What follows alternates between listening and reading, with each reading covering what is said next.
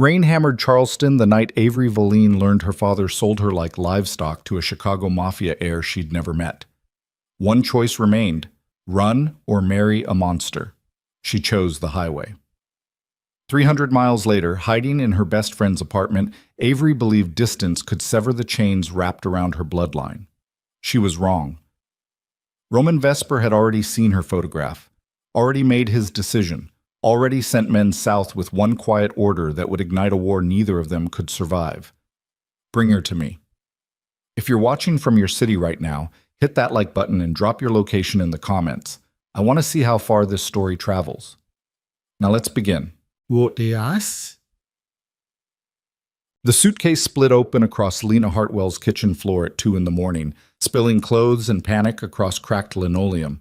Avery Valine stood in the doorway, dripping rainwater and adrenaline, her hands shaking so violently she couldn't grip the zipper to close the damn thing again. Jesus Christ, Lena whispered, staring at her best friend like she'd crawled out of a grave. What happened? My father. Avery's voice came out raw, stripped. He arranged a marriage to someone in Chicago. I don't even know his name. Lena crossed the small apartment in 3 steps and pulled Avery into her arms, holding tight, while the girl who never cried finally broke open like something fragile hitting concrete. The sob that tore out of Avery's throat sounded animal, desperate, like every year spent suffocating inside her family's empire had finally found a way to escape through her ribs. You're safe here, Lena said firmly, even though they both knew that was a lie. We'll figure this out. Avery pulled back, wiping her face with shaking hands. Her dark hair hung in wet tangles around her shoulders. Her eyes, sharp, guarded, always calculating exits, looked haunted in a way Lena had never seen before. He told me over dinner, Avery said quietly, like he was discussing a business acquisition. Said the wedding's in 6 months, said it's strategically necessary. That's the exact phrase he used. Strategically necessary. Your father's a bastard. My father's a crime lord. Avery's laugh came out bitter and broken. Everything he touches turns into leverage or threat, including me. She bent down and started shoving clothes back into the suitcase with jerky, frantic movements. A black dress. Jeans. A laptop wrapped in a sweater. One framed photograph she couldn't leave behind. Her and Lena at 18, drunk on cheap wine, laughing like the future was something they owned instead of something waiting to devour them. I have money saved, Avery said. Offshore accounts he doesn't know about. I can disappear for a while. Charleston's big enough. Lena grabbed Avery's wrist, stopping her. You can stay here as long as you need. But Avery, if your father's connected the way you've always said, he'll send people eventually. Avery's voice went flat. I know, but eventually isn't tonight. She zipped the suitcase closed with finality that sounded like a door slamming. I need a burner phone, Avery said. Cash. And I need you to promise me something. Anything. If men come asking about me, anyone who looks too clean, too controlled, you've never heard my name. Lena's face went pale, but she nodded. Outside, Charleston rain hammered the streets like fists against glass. The apartment Avery rented 3 days later sat above a laundromat in a neighborhood where nobody asked questions and landlords accepted cash without contracts. 1 bedroom. Peeling wallpaper, a fire escape that rattled in the wind. She paid for 6 months up front using money transferred through so many shell accounts, even she barely remembered the route. She bought new clothes at thrift stores, cut her hair shorter in Lena's bathroom, started applying for remote cybersecurity contracts under a name she pulled from a random headstone in Magnolia Cemetery, Claire Donovan. The work came easy. Avery had spent her entire childhood learning how to break into systems her father wanted cracked open. Corporate databases, encrypted communications, financial records hidden behind layers of legal fiction. She was good, better than good. The kind of talent that could dismantle a Fortune 500 company's security architecture in under 48 hours without leaving a single footprint behind. Now she used those skills to disappear. Every morning she woke up expecting her father's men at the door. Every night she triple-checked the locks and slept with a knife under her pillow and her phone within reach. Panic lived just beneath her skin now, constant and electric, a current she couldn't shut off. But weeks passed, then a month, then 6. And slowly, carefully, Avery began to believe she might have actually escaped. She met Lena for coffee twice a week, at a place near the waterfront where tourists crowded the tables and nobody paid attention to two women talking quietly in the corner. They never discussed Avery's father, never mentioned Boston, never said anything that could be overheard and weaponized. Instead, they talked about normal things: books, weather, the terrible dating app matches Lena kept swiping through like Russian roulette with disappointing men. "You should try it," Lena said one afternoon, sliding her phone across the table to show Avery a profile featuring a guy holding a fish. "Get out there. Live a little." Avery looked at the screen like it was a bomb. "I can't." "Why not?" "Because I'm still waiting for the other shoe to drop." Avery pushed the phone back. "Because I don't know how to be a person instead of a target." Lena's expression softened. "You've been here 6 months, Avery. Maybe he's not coming." "Maybe." Avery didn't believe it. Couldn't afford to. Or maybe he's just being patient. That night, alone in her apartment with rain streaking the windows, Avery did something reckless. She logged into a proxy server, routed her connection through 4 different countries, and searched her father's name online. The results came back clean. Too clean. No arrests, no investigations, no hint that anyone in Boston even remembered a girl named Avery Valine had ever existed. It should have felt like relief. Instead, it felt like a trap. The first time Avery saw Roman Vesper, she didn't know his name. It was a Friday night in late April, humid and electric with the kind of southern heat that made everything feel dangerous. Lena had dragged Avery to a waterfront lounge near the harbor, a place with amber lighting, blues music bleeding from speakers, and enough crowd noise to hide inside. "You need to get out of that apartment," Lena had insisted earlier. "You're starting to look like a ghost." So Avery went, wore a simple black dress, tied her hair back, kept her back to the wall and her eyes on the exits like muscle memory she couldn't reprogram. The bar was crowded, too crowded, bodies pressed together in the low golden light, while a saxophone wailed something slow and aching from the corner stage. Avery ordered whiskey neat and tried not to look like she was scanning for threats. That's when the man appeared beside her. Not Roman. Someone else. Tall. Drunk. Smelling like expensive cologne and entitlement. He leaned too close, one hand sliding across the bar near her glass. "You look lonely," he said, grinning with too many teeth. Avery's stomach tightened. "I'm not." "Come on, let me buy you a drink." "I already have one." His grin sharpened into something uglier. "Don't be like that." Avery's hand moved instinctively toward her purse, where she kept a small canister of pepper spray tucked inside the lining. But before she could reach it, another man stepped between them, calm, controlled, wearing a dark suit that looked like it cost more than Avery's rent. "The lady said no," the stranger said quietly. His voice carried weight, authority, the kind of tone that didn't need volume to cut through noise. The drunk man bristled. "Who the hell are you?" "Someone you don't want to test." The stranger didn't raise his voice, didn't move, just stood there radiating the kind of dangerous stillness that made smart people walk away. The drunk man stared for another few seconds, weighing options, calculating odds, then muttered something vicious under his breath and disappeared back into the crowd. Avery exhaled slowly, her heart hammering against her ribs. "Thank you," she said carefully.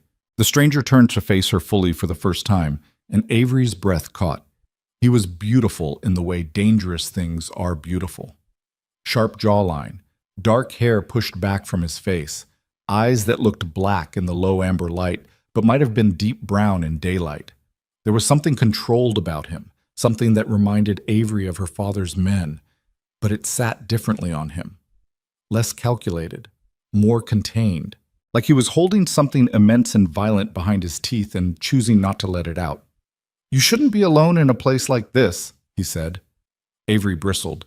"I can handle myself?" "I'm sure you can." A faint smile touched his mouth. "But that doesn't mean you should have to." He extended his hand. Cole. Avery hesitated. Every instinct screamed at her to walk away, to disappear back into the crowd, to never give her name to a stranger who looked like he could ruin her life without breaking a sweat. But something about him felt different, safer. God, she hated how desperate that made her. "Claire," she lied, shaking his hand. His grip was firm, warm. He held her gaze a second too long, like he was reading something written behind her eyes.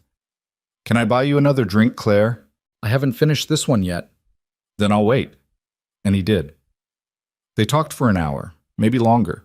Time folded strangely in the amber light and blues music. Cole asked questions that felt genuine, not invasive, not probing, just curious. What brought her to Charleston? Whether she liked the coast, if she'd tried the shrimp and grits at the place 2 blocks south. Avery lied through most of it. Small lies. Careful ones. The kind designed to sound real enough to satisfy without giving away anything that mattered. But beneath the lies, something terrifying was happening. She was enjoying herself. For the first time in months, maybe years, Avery felt something besides fear and exhaustion. Cole was intelligent. Funny in a dry, understated way. He listened like her words actually mattered instead of just filling space between his own thoughts. And when he smiled, rare, fleeting, barely there, it felt like watching sunlight break through storm clouds. "You're not from Charleston," Avery said eventually. "What gave it away?" "Your accent. It's northern. Chicago, maybe?" Something flickered across his face, too fast to name. "Good ear." "What brought you south?" "Business." He took a slow sip of his drink. "What brought you?" "Running away?" Avery said before she could stop herself. Cole's expression shifted, softened. "From what?" "Everything." He didn't push, didn't ask for details, just nodded like he understood exactly what she meant. "Sometimes running's the smartest thing you can do," he said quietly. They talked until last call. Until the bar started emptying and the blues music faded into silence. When they finally stepped outside into the humid Charleston night, Avery realized she didn't want the evening to end. That terrified her more than anything. "Can I see you again?" Cole asked. Every alarm in Avery's brain screamed no, screamed that getting close to anyone was dangerous, that letting someone inside her life was the fastest way to get destroyed. But when she looked at him standing there in the amber glow from the street lamp, patient, controlled, waiting for her answer like it actually mattered, Avery heard herself say yes. They exchanged numbers, made plans to meet for dinner the following week. And when Cole walked away into the Charleston night, Avery stood on the sidewalk watching him disappear, wondering why safety felt so much more frightening than danger ever had. What Avery didn't know, couldn't know, was that the man who called himself Cole had been watching her for 3 days before he ever walked into that bar. Roman Vesper had received her photograph 6 months earlier. His father had sent it. "Anthony Valine's daughter," the old man had said, sliding the image across a mahogany desk in their Chicago estate. "The marriage alliance is already arranged. You'll meet her at the wedding." Roman had looked at the photograph for a long time. Dark hair, sharp eyes, a face that looked guarded even in a candid shot taken from a distance. "She's beautiful," his father pressed. "And more importantly, she's leverage. Anthony controls half the political infrastructure in Boston. This marriage secures our position for the next decade." Roman said nothing. He'd learned early that silence was the safest response when his father discussed business. 3 months later, Anthony Valine called the Vesper estate in a rage. "She ran," he snarled over the phone. "The ungrateful little bitch ran." Roman's father had looked at him across the study with cold expectation. "Find her. Bring her back. The wedding happens whether she agrees or not." So Roman went hunting. It took his people 4 weeks to trace Avery's digital footprint to Charleston. Another 2 weeks to confirm she was using the name Claire Donovan. Another week to learn her routines, where she bought coffee, which streets she avoided, when she left her apartment. Roman told himself he was doing reconnaissance, gathering intelligence, making sure she couldn't run again. But the truth was something darker. The truth was that Roman Vesper, heir to one of the most dangerous crime families in the Midwest, a man raised to see people as assets or obstacles, had looked at Avery's photograph and felt something he'd spent his entire life learning to bury. Curiosity. He wanted to know who she was beneath the fear and the running, wanted to understand what kind of woman fled from an empire most people would kill to be part of. So instead of dragging her back to Chicago in handcuffs, Roman made a different choice. He walked into that waterfront bar, called himself Cole, and lied to her face. Their second meeting happened at a restaurant overlooking the harbor, a small place with white tablecloths and candles flickering in glass jars. Avery arrived 10 minutes early out of habit, already scanning exits and memorizing faces. Cole arrived exactly on time. He wore dark jeans and a white shirt with the sleeves rolled to his elbows, looking effortlessly expensive in a way that made Avery's secondhand dress feel cheap by comparison. But when he smiled at her, small, genuine, almost shy, the comparison didn't matter anymore. They ordered wine, shared appetizers, talked about nothing important and everything that mattered. Cole asked about her work, and Avery found herself describing cybersecurity projects in vague terms that revealed her competence without exposing her identity. "You're good at what you do," Cole observed. "How can you tell?" "Because you talk about breaking systems the way some people talk about art." Avery felt heat rise in her cheeks.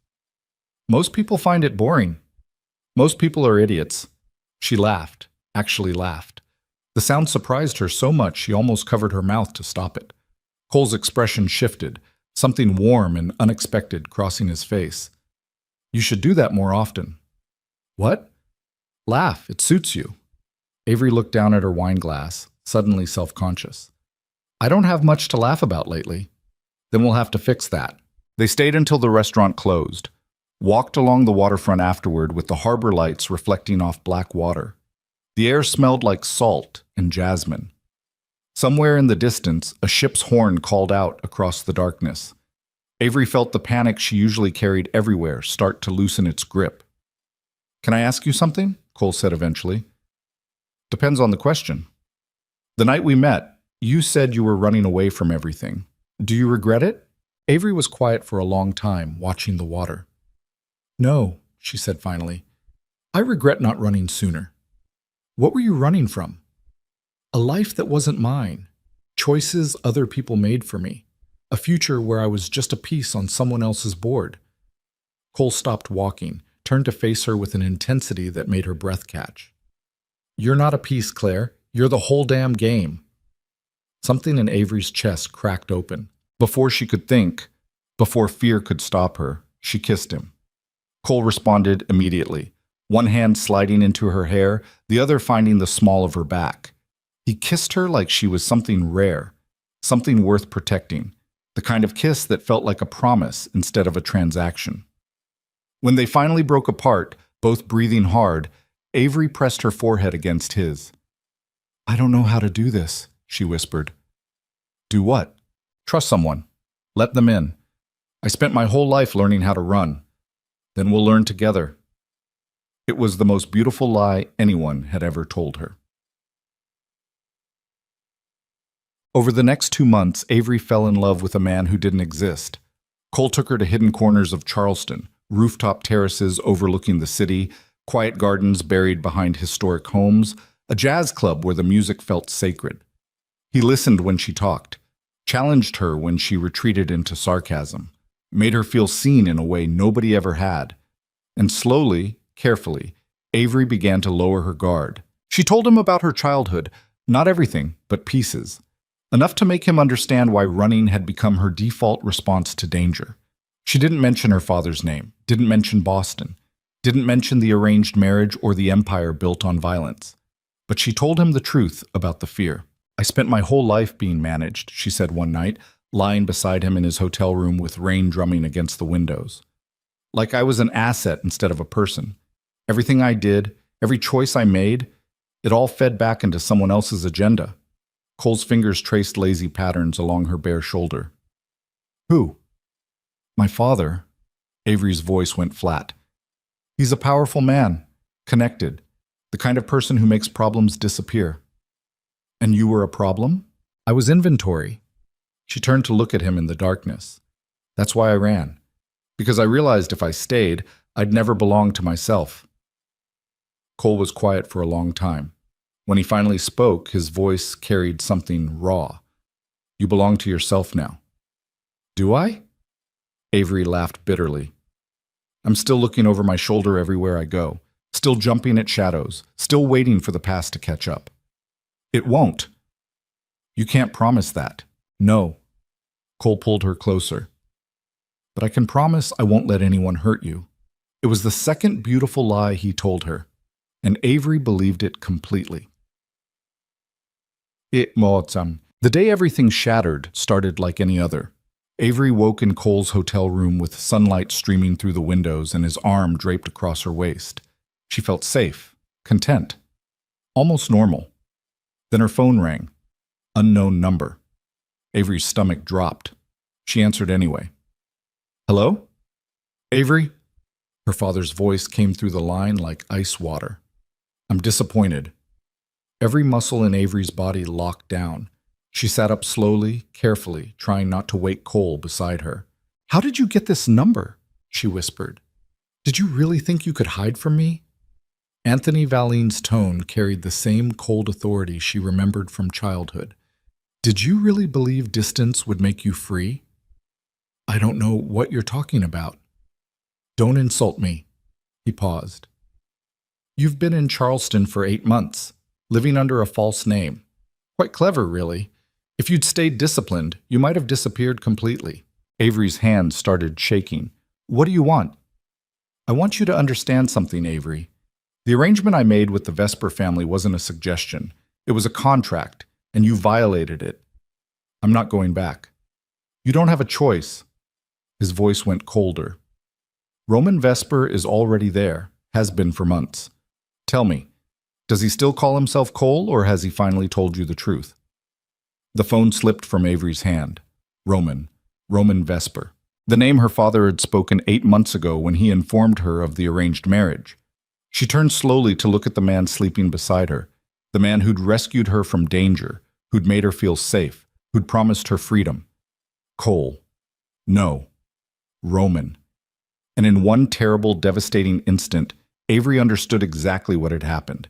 He'd been hunting her from the beginning. Every moment between them had been part of the trap, every promise a lie. She scrambled out of bed, grabbing clothes with shaking hands, trying not to scream or vomit or break down completely.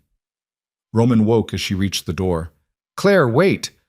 But Avery was already gone, running barefoot down the hotel corridor with her father's voice still echoing in her skull and her entire world collapsing behind her. Avery ran until her lungs burned and her bare feet left bloody prints on the hotel hallway carpet.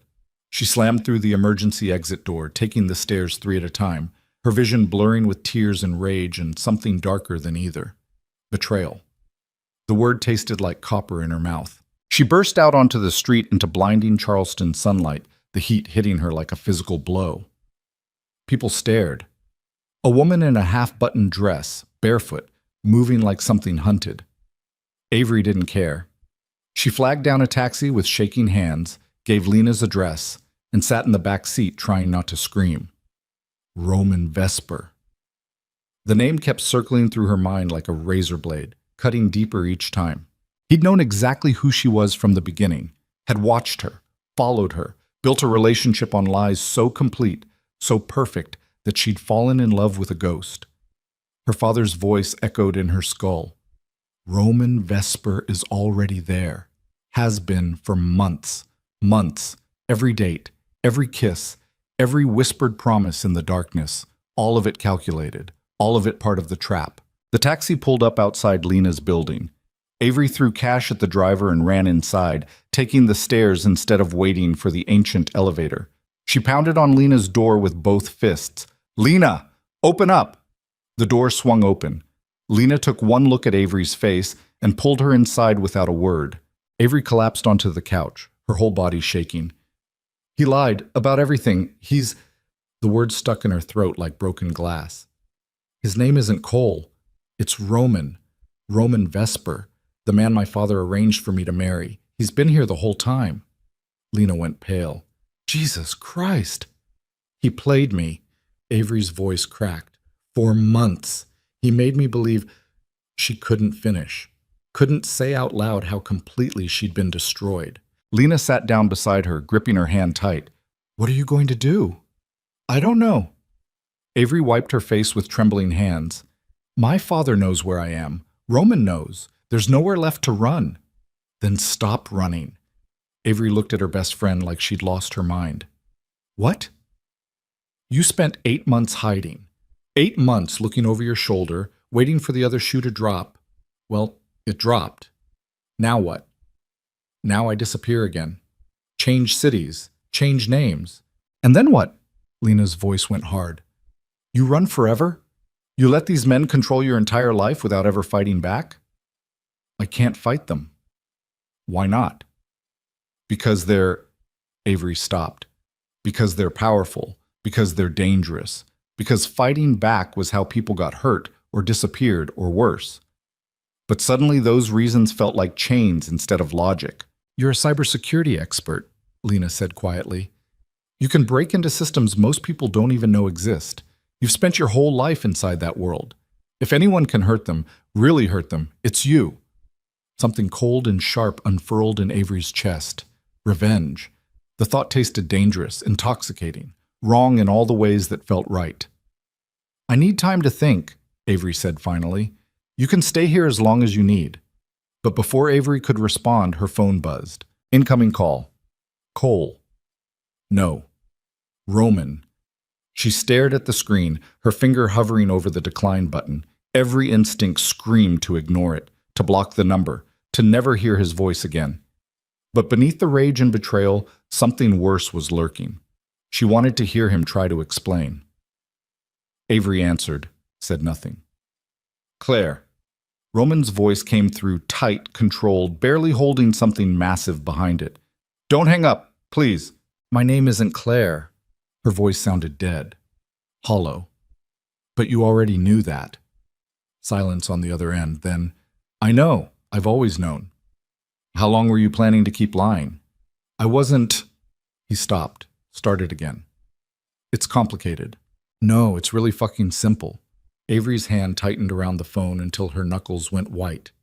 You hunted me down, fed me lies, made me believe I was safe, and the whole time you were just delivering me back to my father like a lost package. That's not what this is. Then what is it, Roman? His real name felt like poison on her tongue. What exactly have you been doing for the past 2 months? Another long silence.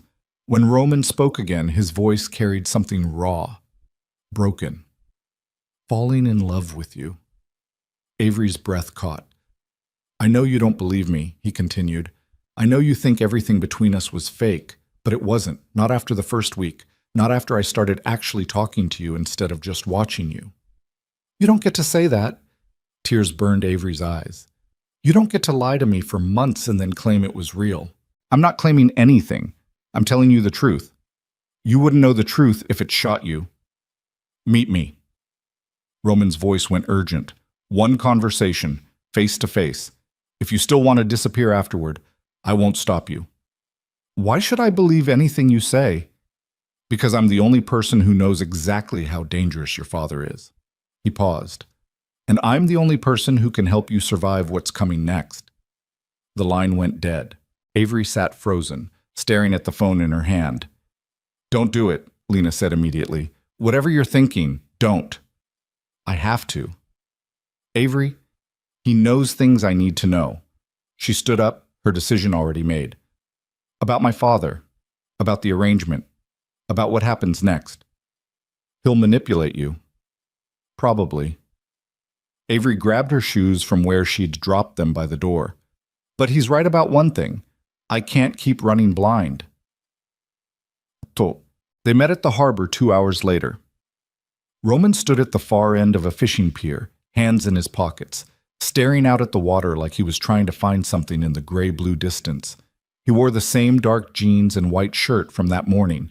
In the harsh afternoon light, he looked different, older, more dangerous. The careful mask he'd worn as Cole was gone, replaced by something harder. Avery approached slowly, each step feeling like walking toward a cliff edge.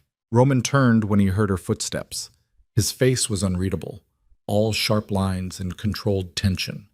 But his eyes gave him away. They looked haunted. Thank you for coming, he said quietly. Avery stopped 10 feet away, keeping distance between them like armor. Start talking. Roman took a breath. 6 months ago, my father told me about the arrangement, showed me your picture, said you were leverage, a way to secure our position with your father's political connections. And you agreed. I didn't disagree. His jaw tightened. In my world, you don't get to choose your alliances. You inherit them. Your father and mine made a deal, and we were both pieces in it.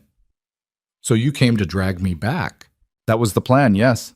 Roman's voice went quieter. But then I started watching you, learning your routine, seeing how you moved through the world like you were constantly calculating escape routes. He paused. You were so careful, so disciplined. I realized you'd spent your whole life being hunted in one way or another. And that made you feel sorry for me? It made me curious. Something shifted in his expression. Everyone in our world wants something from someone. Power, money, leverage. But you just wanted to disappear. To exist without being owned. I'd never met anyone like that. Avery's throat tightened. So instead of kidnapping me, you decided to seduce me? I decided to meet you. Roman took a step closer. Just once. Just to understand who you were beneath the fear. That night at the bar, when that drunk got aggressive and I stepped in, I saw something in your eyes. This mix of strength and terror. Like you were always ready to fight but exhausted from fighting.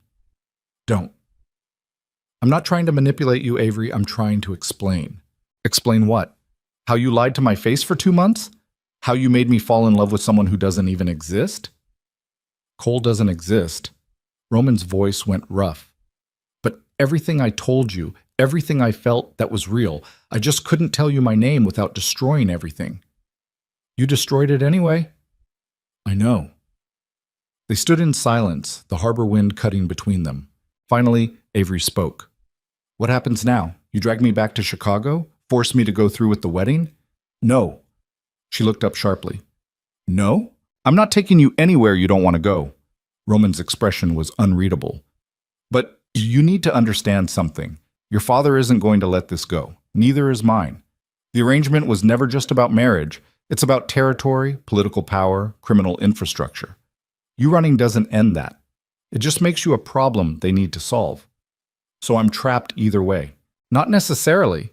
Roman moved closer, and Avery forced herself not to step back. There's a third option. What? We go through with the wedding, make it look real, but behind the scenes we build our own position, use the alliance to protect ourselves instead of serving our fathers. Avery stared at him. You're insane. Maybe. A bitter smile touched his mouth. But it's the only way both of us survive this. I don't trust you. I know. I don't even know if I can stand to look at you without wanting to... She stopped, her voice breaking. I understand. Roman's voice went soft. But trust isn't required, just strategy. And what makes you think I'd ever agree to marry you now? Because you're smart enough to know that running again won't work. He held her gaze. Your father found you once. He'll find you again. But if you're married to me, if you're officially part of the Vesper family, he loses leverage. You become mine instead of his. I don't want to belong to anyone. Then don't. Roman's expression shifted into something fierce. Marry me on paper. Let me stand between you and your father. But behind closed doors, you do whatever the hell you want. Go to school, build a career, disappear into your work. I won't stop you. Why would you do that? Because I meant what I said earlier. His voice dropped to something barely audible. I love you, and I'd rather spend the rest of my life watching you hate me than see you destroyed by men who treat you like property. Avery felt something crack inside her chest. I need time, she whispered. You don't have time. Roman pulled out his phone, showed her a text message. Your father's flying into Charleston tomorrow. He's bringing people. If you're not with me when he arrives, he'll take you by force. The blood drained from Avery's face. Come with me to Chicago tonight, Roman said. Let me keep you safe while we figure this out. I have resources, security, ways to buy us time. So I trade one prison for another, or you trade certain destruction for a chance to survive. He stepped closer, close enough that she could see the exhaustion in his eyes. I know you don't believe me. I know I destroyed any chance of you trusting me, but I'm asking anyway. Come with me. Let me protect you. Why? Because I failed you once already. Roman's voice went raw. I won't do it again. Avery looked at the man in front of her, the man who'd lied about his name, his life, his intentions, the man who'd made her feel safe only to rip that safety away, the man who was now offering her survival wrapped in control. Every instinct told her to run, but somewhere beneath the rage and betrayal, a quieter voice whispered something darker. She couldn't keep running forever, and Roman Vesper, liar, heir, hunter, might be the only person who could keep her alive long enough to find another way out. If I go with you, Avery said slowly, I'm not promising anything. Not the wedding, not forgiveness, not trust. I'm not asking for any of that. And if you try to trap me, if you lock me in or control me or treat me like property, I will burn your entire world down. Do you understand? Roman's expression didn't change, but something flickered in his eyes.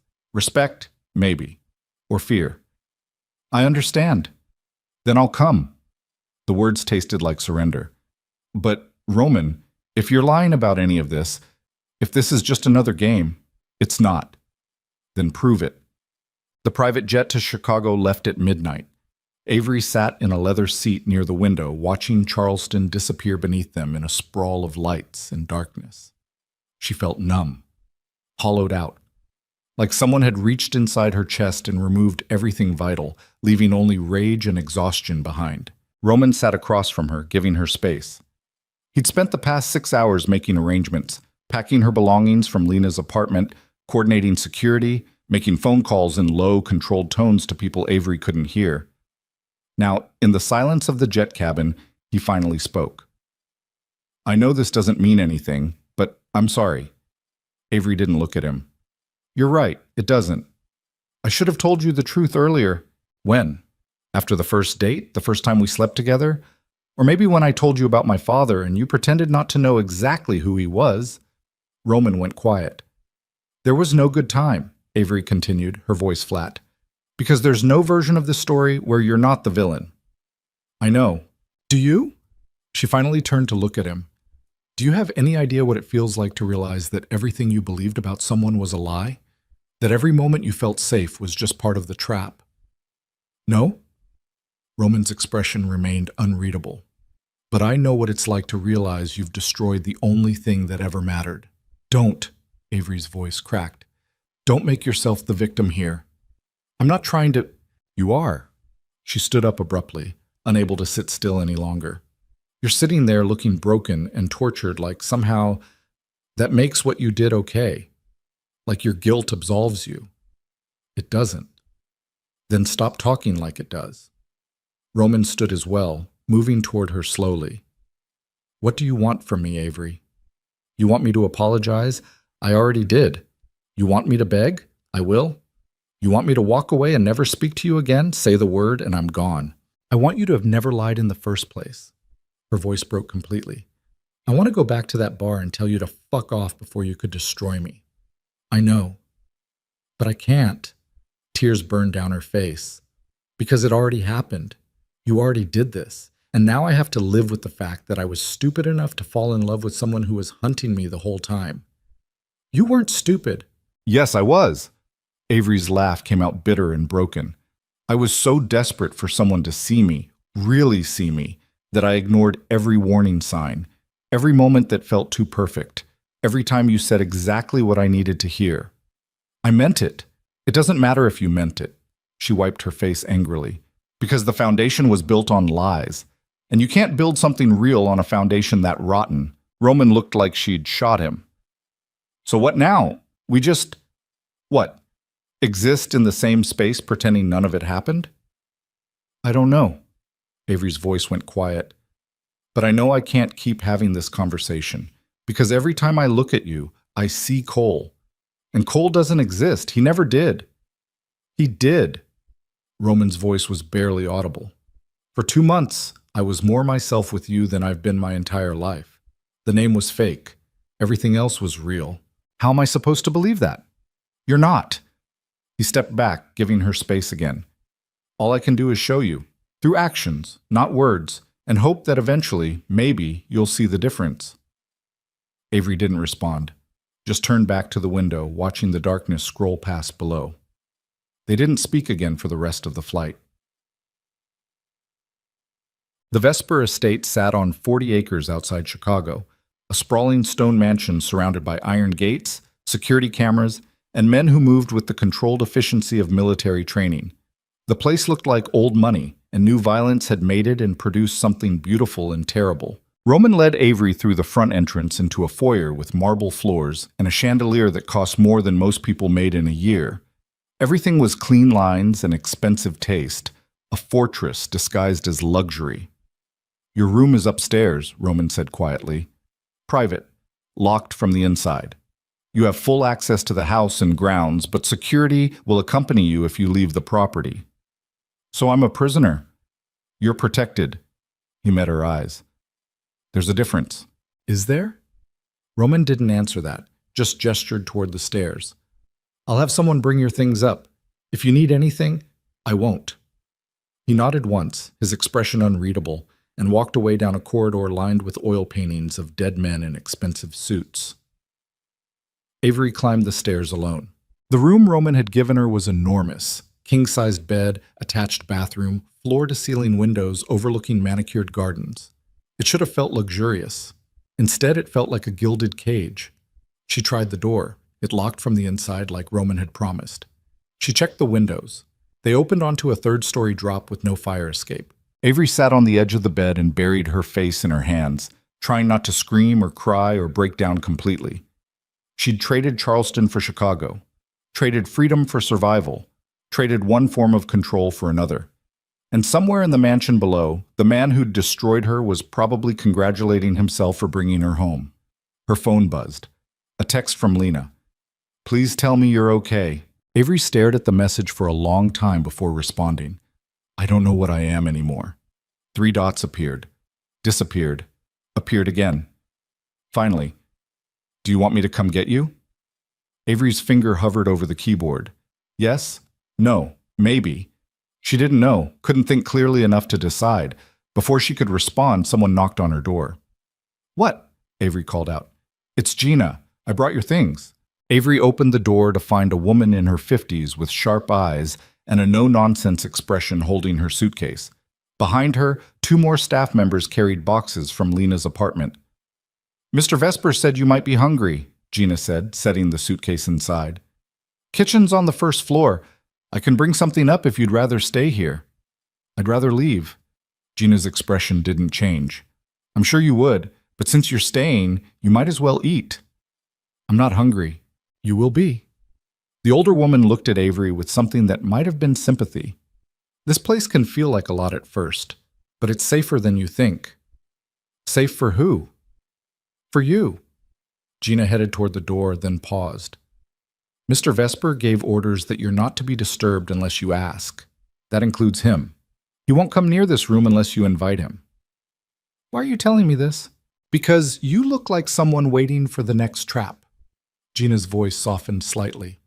And I want you to know, whatever else Roman Vesper is, he keeps his word. If he says you're safe here, you're safe here. She left before Avery could respond. Avery stood in the doorway, staring after her, wondering if that was true. Wondering if any man who'd built his life on lies and violence could ever actually be trusted to keep anyone safe. But 3 days passed in careful isolation. Avery stayed in her room mostly, only venturing out for food or to walk the grounds under the watchful eyes of security personnel who kept their distance but never disappeared completely. The estate was beautiful in the way prisons could be beautiful, all manicured lawns and Italian stonework and fountains that looked like art.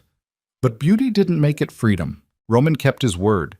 He didn't approach her, didn't knock on her door, didn't force conversations. Avery saw him occasionally through windows, moving through the house with that same controlled grace, making phone calls in his study, standing on the terrace smoking a cigarette and staring at nothing. He looked exhausted. Good, Avery thought viciously. On the 4th morning, Gina knocked and told her Roman's father wanted to meet her. Why? Because you're living in his house. Gina's tone was matter-of-fact. And because the wedding is in 2 months. He wants to see what his son dragged home. Avery's stomach clenched. Tell him I'm not feeling well. I'll tell him you'll be down in an hour. Gina's expression was firm. This isn't optional, Avery. You're in their world now. The sooner you learn how to navigate it, the better. She left before Avery could argue. Avery dressed carefully. Black pants, simple blouse, hair pulled back, armor disguised as normalcy. Then she went downstairs to meet the man who'd orchestrated her entire life falling apart. Marcus Vesper waited in a study lined with leather-bound books and expensive whiskey. He was older than she'd expected. Mid-60s, silver hair, sharp eyes that missed nothing. He looked like Roman would in 30 years. dangerous and controlled and utterly certain of his place in the world. Avery Valine. His voice carried authority like a weapon. Sit. It wasn't a request. Avery sat. Marcus studied her for a long moment, then poured 2 glasses of whiskey without asking if she wanted one. He slid one across the desk toward her. Your father tells me you're difficult. My father tells people a lot of things. A faint smile touched Marcus's mouth. True, but in this case, I'm inclined to believe him. You've caused significant problems, Ms. Valine, running away, forcing my son to waste months tracking you down, complicating an arrangement that should have been simple. I didn't ask for the arrangement. No one asked you. His voice went colder. That's not how this works. You were born into a particular world, one with rules and expectations. You don't get to opt out because you find it inconvenient. I'm not property. Everyone's property in one form or another. Marcus took a slow sip of whiskey. The only question is who owns you. Your father had his claim. Now my son does. The transition should have been seamless. Except your son lied to me for months. Yes, he did. Marcus's expression didn't change. And judging by the way he's been walking around this house like a ghost, I'd say he's paying for it. But that's between you and him. What concerns me is whether you're going to continue being a problem. What does that mean? It means the wedding happens in 8 weeks. He leaned back in his chair. You can walk down that aisle willingly, or we can make other arrangements. But one way or another, this alliance gets finalized. Avery's hands clenched into fists. And if I refuse, then your father and I will have a different conversation. One that ends with you back in Boston under significantly less pleasant circumstances. He paused. My son seems to think he can protect you. Give you freedom within the marriage. That's his choice. But understand something, Ms. Valine. If you run again, if you cause more problems, if you make me regret allowing Roman's sentimentality to dictate strategy, I will handle you myself. And I am significantly less sympathetic than my son. The threat hung in the air like smoke. Do we understand each other? Marcus asked. Perfectly. Avery's voice was ice. Good. He stood, dismissing her without another word. Gina will help you prepare for the engagement announcement next week. Try not to embarrass the family. Avery walked out of the study on shaking legs, her mind racing. 8 weeks. She had 8 weeks to figure out how to survive this. 8 weeks before she became Mrs. Roman Vesper in front of God and criminals and everyone her father had ever used as leverage. 8 weeks before the cage locked permanently, unless she found another way out. That night, unable to sleep, Avery pulled out her laptop and started digging. If she was trapped inside the Vesper Empire, she needed to understand exactly what kind of trap she was in. She routed her connection through proxies, encrypted her traffic, and started searching. Roman Vesper, Marcus Vesper, the Vesper family empire. The results painted a picture of calculated violence dressed in legitimate business. Real estate holdings, security companies, political donations, and beneath it all, buried in court documents and sealed records and whispered allegations, the truth. Racketeering, money laundering, connections to organized crime that stretched back 3 generations. The Vespers weren't just wealthy, they were dangerous. And Avery was about to become one of them. She kept digging, following threads deeper into the criminal infrastructure. That's when she found the first mention of Victor Sarin, a rival crime lord based in New York with his own empire built on violence and territorial control. Recent articles mention tensions between the Vesper and Sarin organizations, turf disputes, failed negotiations, rumors of impending war. Avery's stomach turned cold. She dug deeper, cross-referencing dates and locations, following money trails through shell corporations and offshore accounts. And slowly, horribly, a pattern emerged. The wedding wasn't just about alliance between her father and the Vespers. It was bait, a trap designed to bring Roman into a specific location at a specific time where Victor Sarin could make a move. Avery's hand started shaking as the pieces fell into place. Her father wasn't trying to secure power through her marriage. He was selling Roman out, trading one alliance for another, using her as the lure to deliver the Vesper heir directly into enemy hands.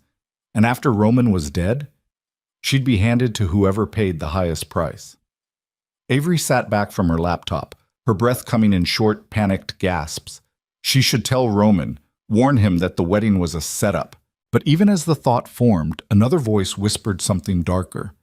If Roman died, she'd be free. No wedding, no cage, no man controlling her future. The thought made her feel sick, but it also made her feel something worse, tempted. She closed the laptop with shaking hands and stared at the wall, trying to figure out who she was becoming. A woman who could let the man who'd lied to her walk into a trap and die? Or a woman who would save him despite everything he'd done? Avery didn't know the answer, and that terrified her more than anything else. The next morning, she found Roman on the terrace. He stood at the railing with coffee in hand, staring out at the grounds. He looked tired, worn down, like he hadn't slept in days. "We need to talk," Avery said. Roman turned, surprise flickering across his face. "About what?" "About Victor Sarin." Every muscle in Roman's body went tense. "Where did you hear that name?" "I'm a cybersecurity expert, Roman. Did you really think I'd sit in this mansion without doing research?" She moved closer. "I know about the territorial disputes. I know about the failed negotiations. And I know—" She stopped, took a breath, made a decision that would change everything. "I know my father's planning to have you killed at the wedding." Roman's face went completely still, not shocked, not disbelieving, just absolutely motionless, like every emotion had been locked down behind steel. "Say that again," he said quietly. "Your wedding." Avery's voice shook despite her effort to keep it steady. "It's a trap. Victor Sarin and my father made a deal. They're going to kill you during the ceremony." Roman set his coffee cup down on the terrace railing with careful precision. His hands didn't shake. His expression didn't crack. But something in his eyes went dark and cold, the kind of cold that preceded violence. "How do you know this?" "I hacked into my father's offshore accounts, cross-referenced payments with dates and locations, found encrypted communications between him and Sarin's organization." She pulled out her phone, showed him screenshots she'd taken. "They've been planning this for months, before you even came to Charleston." Roman took the phone, scrolling through the evidence with that same terrifying stillness. His jaw tightened. The muscle in his temple jumped once. "The arrangement was never about alliance," Avery continued. "My father was selling you out from the beginning, using me as bait to get you in one place where Sarin's men could make their move. And afterward," her voice cracked, "afterward he was going to hand me over to Sarin as part of the deal." Roman looked up from the phone. "Why are you telling me this?" The question landed like a blade between Avery's ribs. "What?" "You hate me." His voice was flat, empty. "I destroyed your trust, lied to you for months, dragged you into this nightmare. So why warn me? Why not just let me walk into the trap and finally be free?" Avery stared at him, her chest tight. "Because I'm not a murderer. Everyone's a murderer, given the right circumstances. Maybe—" She stepped closer, anger flaring beneath the fear. "But I'm not going to become one just to escape you. I'm not my father, I'm not you, and I'm sure as hell not going to let innocent people die at a wedding just because it's convenient for me." Something flickered across Roman's face. Innocent people. The guests, the staff, everyone who'll be there when Sarin's men start shooting. Her voice went raw. "You think I can live with that? You think I can just walk away knowing I could have stopped it?" Roman was quiet for a long moment, studying her like she was a puzzle he couldn't solve. "You could have used this as leverage, could have demanded your freedom in exchange for the information." "I know." "But you didn't." "No." Avery met his eyes. "Because despite everything you've done, despite how much I hate you right now, I don't want you dead.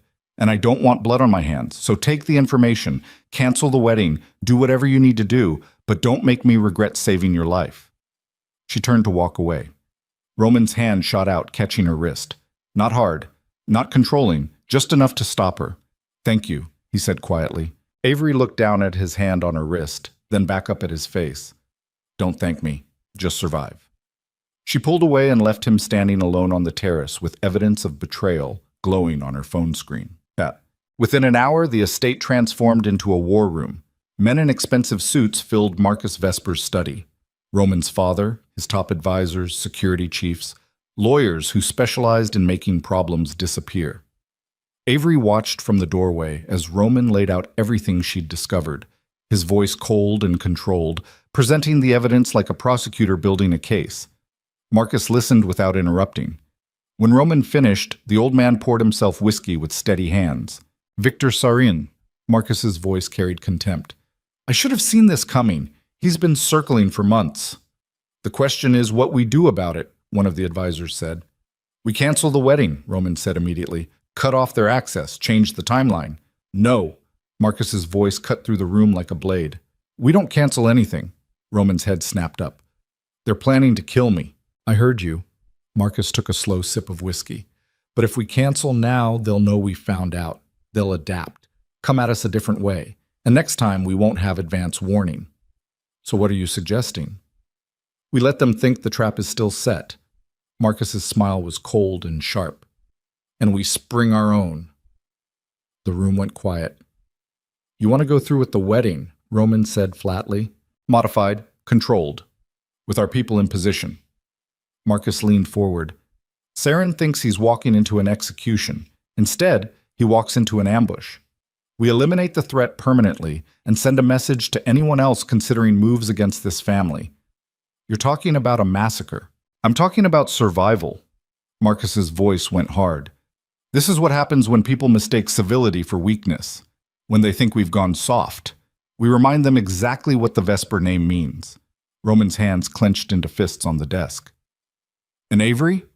What about her? She's the bait in their plan. If we go through with this, she's still the target. Then we protect her. Marcus dismissed the concern with a wave. Heavy security, bulletproof glass. She walks down the aisle, says the vows, plays her part. When Sarin's men make their move, we're ready. No. Roman's voice went dangerous. I'm not using her as bait. She's already bait. Marcus's tone was matter of fact. Whether we cancel or proceed, Avery Valine is a target now. At least this way we control the circumstances. I said no. Father and son stared at each other across the desk. The tension in the room became suffocating. Finally, Marcus spoke. You've let your feelings compromise your judgment. My feelings have nothing to do with this. Don't they? Marcus's expression was cold. You spent 2 months in Charleston playing house with this girl instead of dragging her home the way I ordered. Now you're willing to throw away strategic advantage to protect her. That's not rational thinking, Roman. That's emotion. Then call it emotion. Roman's voice went quiet, deadly. But I'm not putting her in the line of fire. You don't have a choice. Yes, I do. Roman stood up, his decision made. We cancel the wedding, move Avery somewhere safe, and we deal with Saren the old-fashioned way, quietly, without civilian casualties. Marcus stood as well, his face hardening into something brutal. If you cancel this wedding, you're making an enemy of Anthony Valine. He's expecting this alliance. If it falls apart now, he'll assume we're backing out, and he'll retaliate. Then let him. You're willing to start a war over one girl? I'm willing to protect someone who saved my life. Roman's voice carried finality. With or without your support. The room held its breath. Marcus studied his son for a long moment, then nodded slowly. Fine. You want to play it your way? Go ahead. But when this falls apart, when Saren comes for us anyway, and bodies start piling up, remember that I gave you a chance to handle this strategically. He walked out, leaving Roman standing alone in the study with advisors who suddenly looked uncertain about whose orders to follow. Avery was packing when Roman found her. She'd dragged her suitcase onto the bed and was throwing clothes inside with shaking hands, not bothering to fold anything. She looked up when Roman entered, her face pale. I heard yelling, she said. My father wants to use you as bait. Set a trap at the wedding with you in the center of it. Roman leaned against the doorframe, exhaustion written across his face. I told him no. What happens now? I'm moving you somewhere safe. Calling off the wedding, dealing with Saren and your father separately. Avery's hand stilled on the suitcase. That starts a war. Probably. People will die. They were going to die anyway. Roman's voice was hollow. At least this way, you're not one of them. Roman, don't. He held up a hand. Don't try to talk me out of this. You gave me information that saved my life. The least I can do is make sure you survive what comes next. Avery stared at him, something complicated twisting in her chest. Why? Why what? Why protect me? You could use this. Let your father's plan move forward. Eliminate Sareen and my father in one move. Consolidate power. That's what someone in your position should do. Maybe. Roman's expression was unreadable. But I'm tired of doing what I should do. What's strategic? What makes sense for the family? He met her eyes. For once in my life, I want to do something that's just right. Even if it costs you everything? Especially then. The words hung between them like a promise. Before Avery could respond, her phone rang. Unknown number. Her stomach dropped. She answered. Hello? Avery. Her father's voice came through smooth and cold. I understand you've been doing research. Every muscle in Avery's body locked down. Beside her, Roman went completely still. How did you... She started. Did you really think I wouldn't monitor your internet activity? Anthony Volin's laugh was cruel. Every proxy you used, every encrypted connection, every database you accessed, I watched it all happen in real time. Avery's hands started shaking. You knew. Of course I knew. And I let you continue because I wanted to see what you'd do with the information. He paused. I must say I'm disappointed. I raised you to be smarter than this. To understand that loyalty, real loyalty, means keeping your mouth shut even when it hurts. I'm not loyal to you. No, you're loyal to Roman Vesper, a man who lied to your face for months, a man who hunted you down like an animal. Tell me, Avery, what does that say about your judgment? What do you want? I want you to understand the consequences of betrayal. Anthony's voice went colder. You warned Roman about the trap. Fine. That buys him a little time, but it also means I need to adjust my strategy. And adjustments, my dear daughter, tend to be messy. If you touch him, I won't touch him. Anthony sounded almost amused. I don't need to, because I have something he wants more than his own life. I have you. The line went dead. Avery stood frozen, the phone still pressed to her ear, her mind trying to process what had just happened. What did he say? Roman asked urgently. He knows. Her voice came out hollow. He's been watching everything. He knows I warned you. He knows.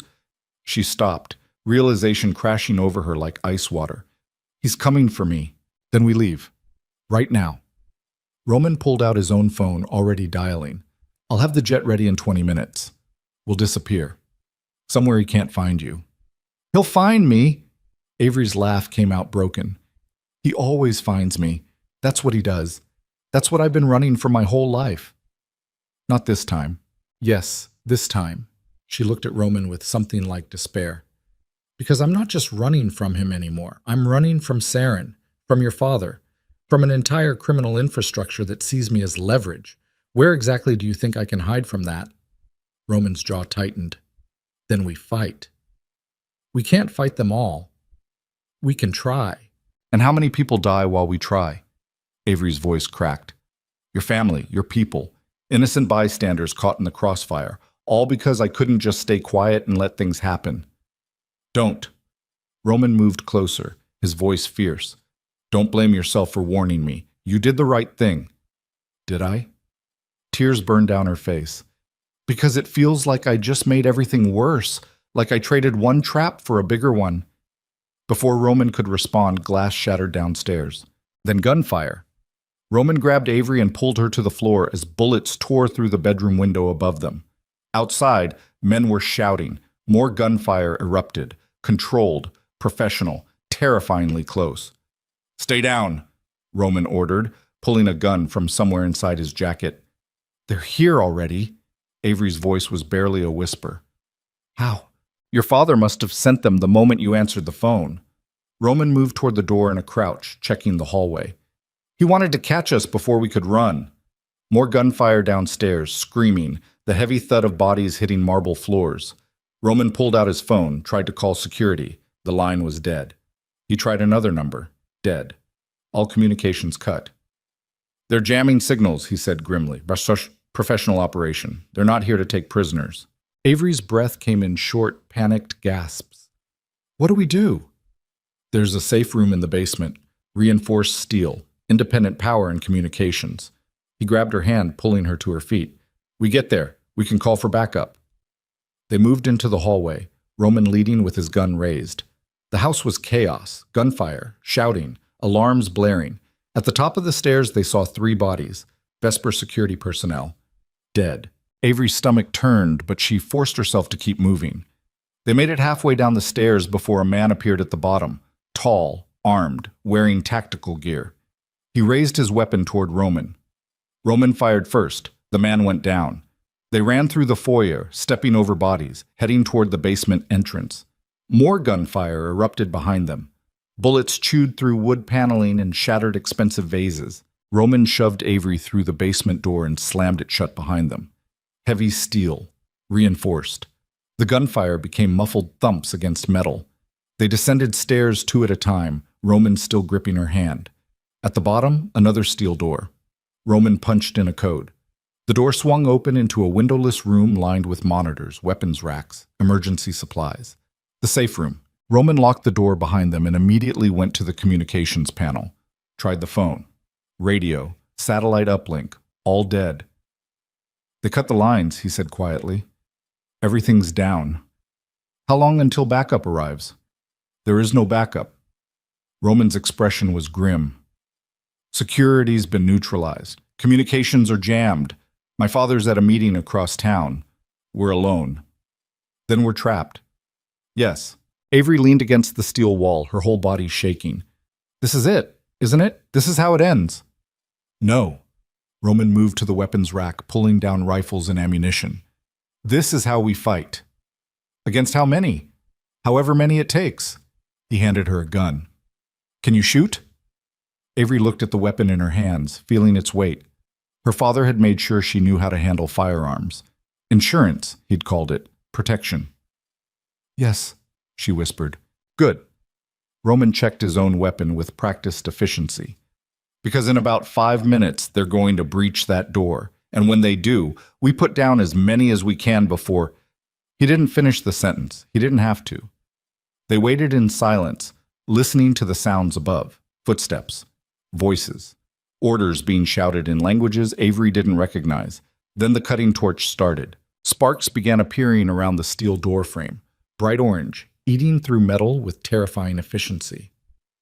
Roman, Avery said quietly. Yeah?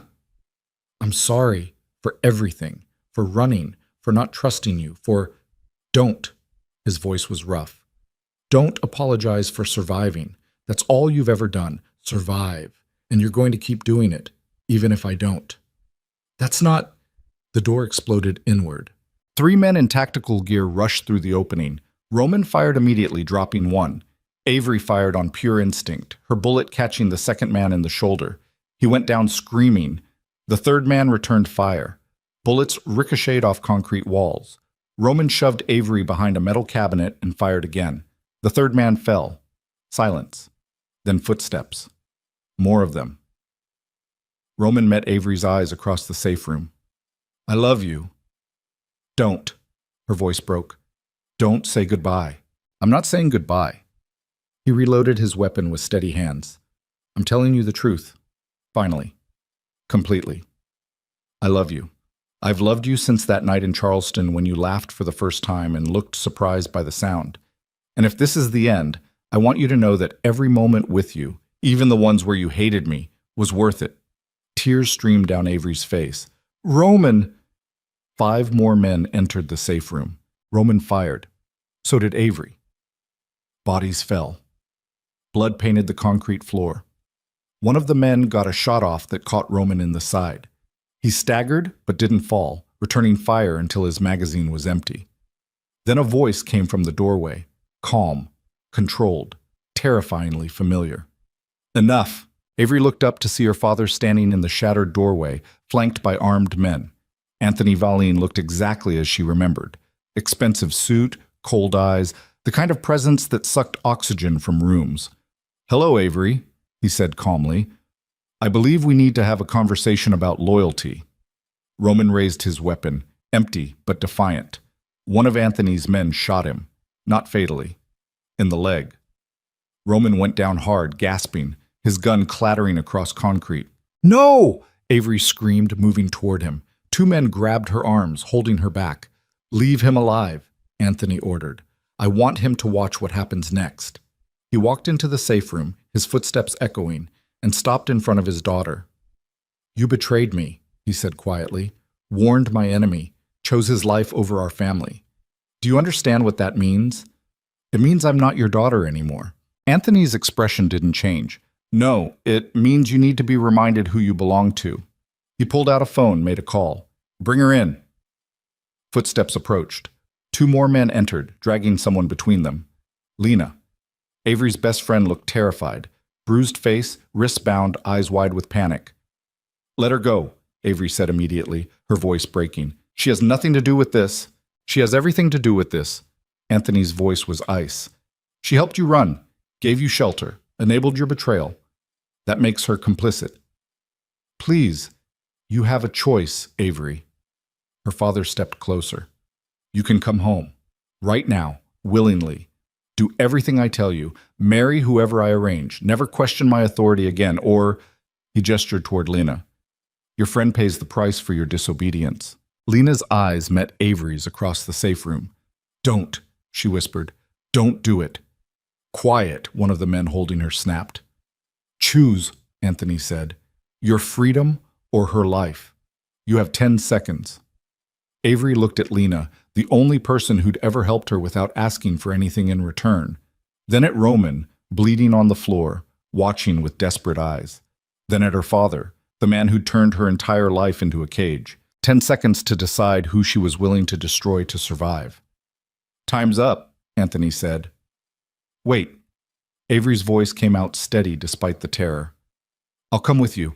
I'll do whatever you want. Just let her go." "Avery? No," Lena started. "Quiet." Anthony held up a hand. "You agree to return to Boston? Resume the arranged marriage? Obey without question?" "Yes. And you understand that if you run again, if you try anything, I won't come after you. I'll come after her. And everyone else you've ever cared about." "I understand." Anthony studied his daughter for a long moment, then nodded. "Release the friend." The men holding Lena let her go. She stumbled forward, looking at Avery with horror. "You can't... Go!" Avery's voice was steady, final. "Don't look back. Don't try to help. Just go." Lena hesitated, tears streaming down her face. "Now!" Anthony ordered. Lena ran. Anthony turned to his daughter. "Say goodbye to Roman Vesper. You won't see him again." Avery looked at Roman, bleeding, broken, staring at her with something beyond despair. "I'm sorry," she whispered. Then her father's men were pulling her toward the door, and Roman was shouting her name, and everything was falling apart in ways she'd never imagined. As they dragged her up the stairs, away from the safe room and the man she loved and any chance of freedom, Avery made one final decision. She would survive this. Not by running, not by hiding, not by hoping someone would rescue her. She would survive by becoming something her father would never expect, something dangerous enough to destroy him, even if it meant destroying herself in the process. The private jet to Boston felt like a coffin at 30,000 feet. Avery sat in the back row with zip ties cutting into her wrists, two of her father's men flanking her on either side. Anthony Valine occupied the front of the cabin, working on his laptop like he'd just completed a routine business transaction instead of destroying his daughter's life. Again, Avery's mind raced through possibilities, through exits that didn't exist, through scenarios where she somehow escaped mid-flight. But the men beside her never looked away, never relaxed. They'd been hired for exactly this, to ensure valuable cargo arrived intact. That's all she was now. Cargo. Her thoughts kept circling back to Roman bleeding on that concrete floor, the way he'd looked at her as they dragged her away, like watching something essential being ripped from his chest. She wondered if he was still alive, wondered if her father's men had finished him after she left, wondered if the last thing she'd said to him would be an apology instead of no. She couldn't think about that. Couldn't afford to let grief paralyze her. Survival first, everything else later. The plane landed at a private airfield outside Boston just after midnight.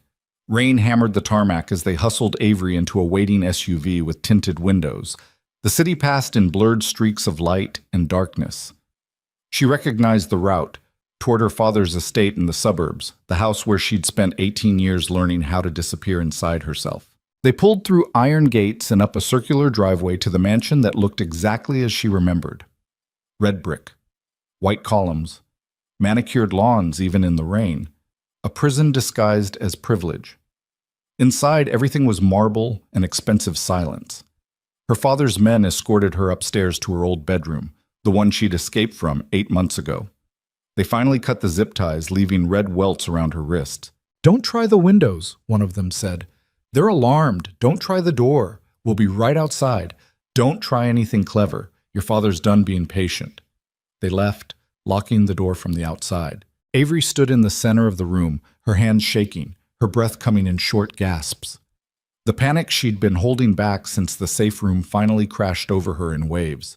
She pressed her palms against her eyes, forcing herself to breathe, to think, to not completely break down.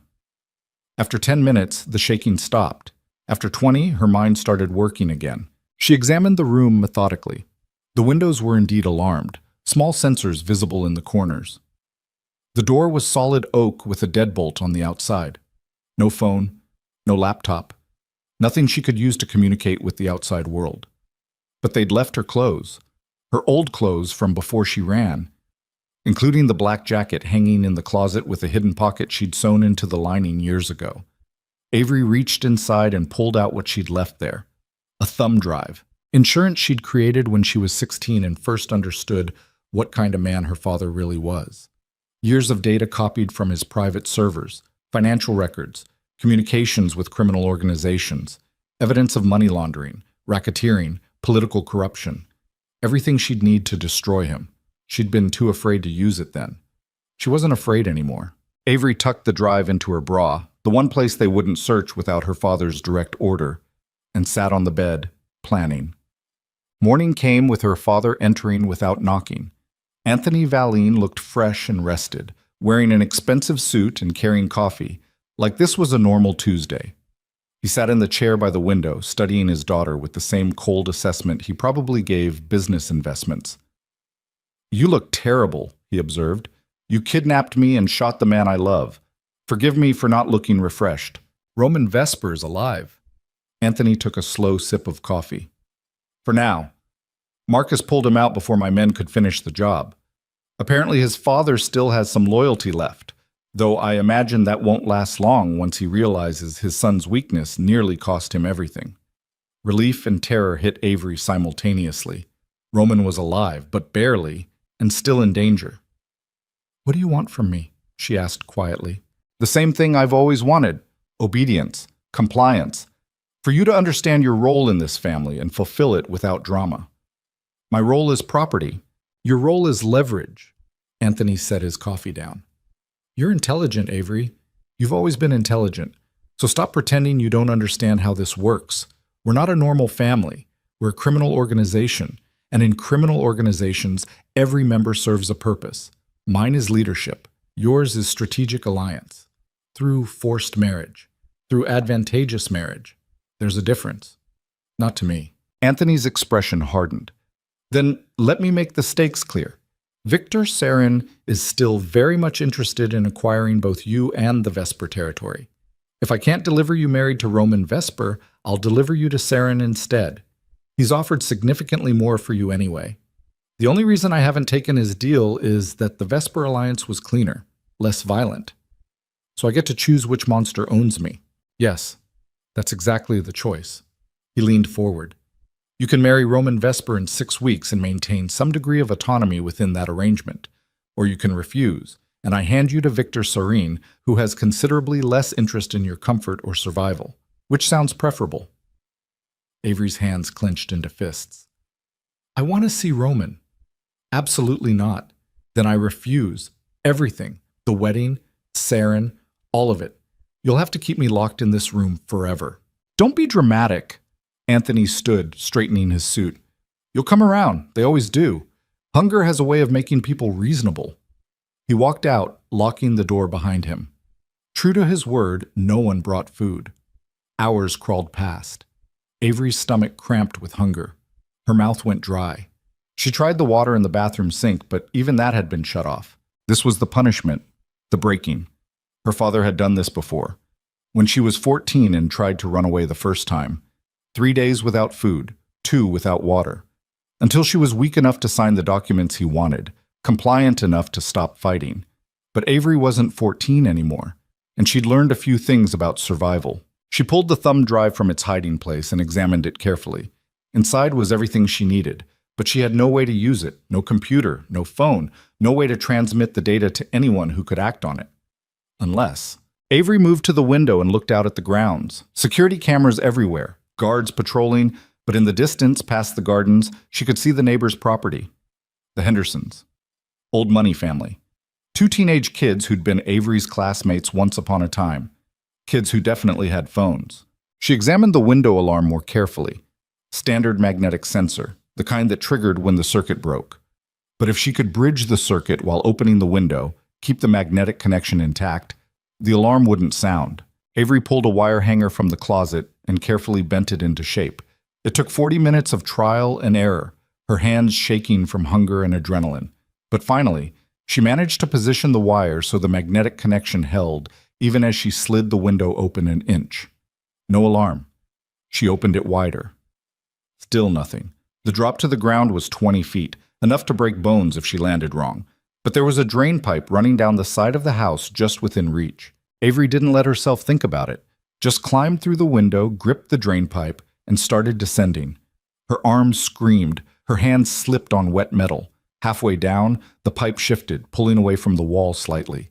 She dropped the last 8 feet, hitting the ground hard. Pain shot through her ankle. She bit down on a scream and forced herself upright. Then she ran, across the dark lawn, staying low, avoiding the security lights. Her ankle throbbed with every step, but she didn't stop. Couldn't stop. She reached the hedge line, separating her father's property from the Hendersons, and squeezed through. The Henderson house was dark except for one upstairs window. Avery grabbed a handful of gravel from the driveway and threw it at the glass. Nothing. She threw more. Finally, the window opened. A teenage girl looked out. Emma Henderson, now 17, wearing pajamas and looking confused. "Avery?" Emma whispered. "What the hell? I need your phone, please. It's an emergency." "Are you okay?" "You look—" "Please, Emma. Right now." Something in Avery's voice must have convinced her. Emma disappeared and returned a minute later, creeping downstairs to open the back door. She handed Avery her phone without another question. "Thank you," Avery breathed. "I'll explain everything later, I promise." She limped back toward the hedge line, already dialing. The number she'd memorized from the files on the thumb drive. The FBI field office in Boston, the agent her father had been carefully avoiding for years. It rang twice before a tired voice answered. "Agent Morrison. My name is Avery Valleen." The words came out rushed, desperate. "My father is Anthony Valleen. I have evidence of racketeering, money laundering, and conspiracy to commit murder. Multiple murders, including an attempted hit on Roman Vesper that happened less than 12 hours ago." Silence on the other end. Then, "Where are you right now?" "His estate, outside Boston. But I can't stay on long. He'll realize I'm gone." "Can you get the evidence to us?" "It's digital, on a thumb drive, but I need protection first. Witness protection. For me and for—" Her voice caught. "For Roman Vesper. He's in Chicago, injured. My father's men tried to kill him." "Ms. Valleen, if what you're saying is true, it's true. All of it. And there's more. Victor Sarin, he's planning something at the wedding. My father's helping him. It's all in the files." "What wedding?" "Mine." Avery's laugh came out broken. "They're planning to kill Roman Vesper at our wedding. Use it as cover for a territorial takeover. But if you move fast enough, if you can get warrants and move on both organizations simultaneously, we'll need the evidence first. Then meet me." Avery gave him an address. A coffee shop in Cambridge she remembered from college. Public. Safe. 2 hours. I'll have everything you need. "Miss Valleen." 2 hours, Agent Morrison. "And bring protection, because if my father finds me before then, I'm dead." She hung up and limped back toward Emma's house to return the phone. But before she reached the door, hands grabbed her from behind. Her father's men. They must have been watching the property lines. Must have caught her on camera. One of them wrapped a hand around her mouth before she could scream. The other grabbed her injured ankle, sending white-hot pain shooting through her leg. They dragged her back across the lawn toward the house. Anthony Valine waited on the back terrace, his expression carved from ice. "I'm disappointed, Avery. I really thought 3 days would be enough to break you. Apparently, I underestimated your stubbornness." They forced her to her knees in front of him. Her ankle screamed, her whole body shook. "Who did you call?" Anthony asked calmly. "No one." He backhanded her. The impact snapped her head sideways, blood filling her mouth. "Who did you call?" "No one," she repeated through split lips. Anthony pulled out his phone, made a call. "Check the neighboring properties, find out if any phones were used in the last 10 minutes. If anyone helped her, bring them here." "No!" Avery lunged forward, but the men held her down.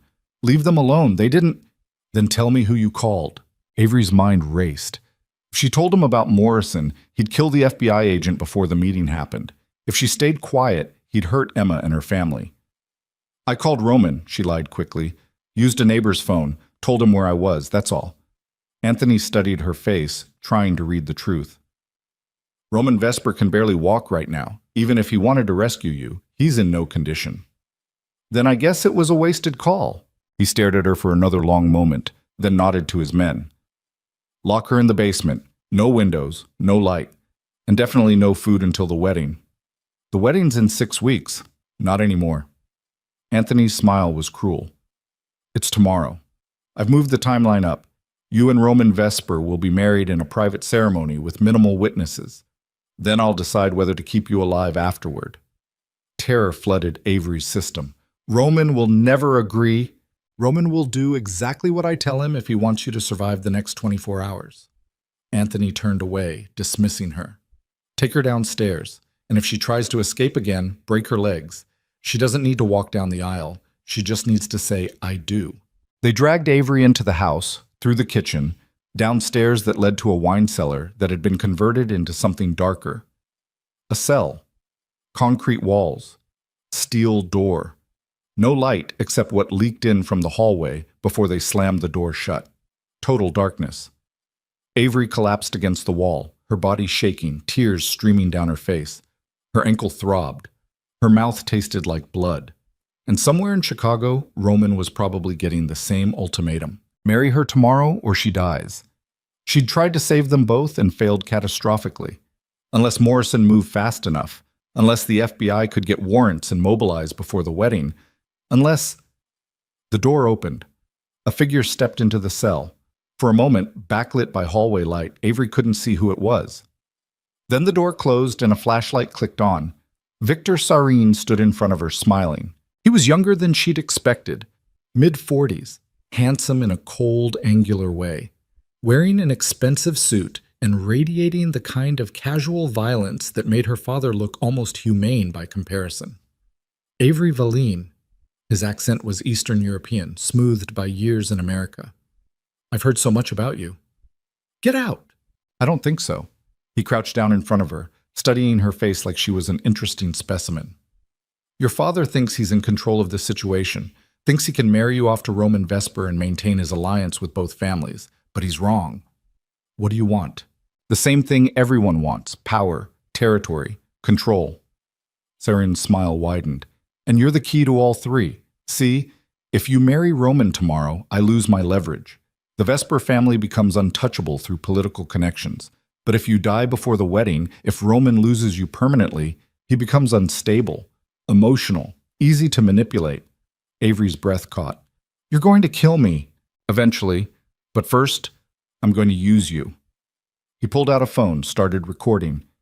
"You're going to make a video for Roman. Tell him you love him. Tell him you're sorry for everything. Tell him goodbye.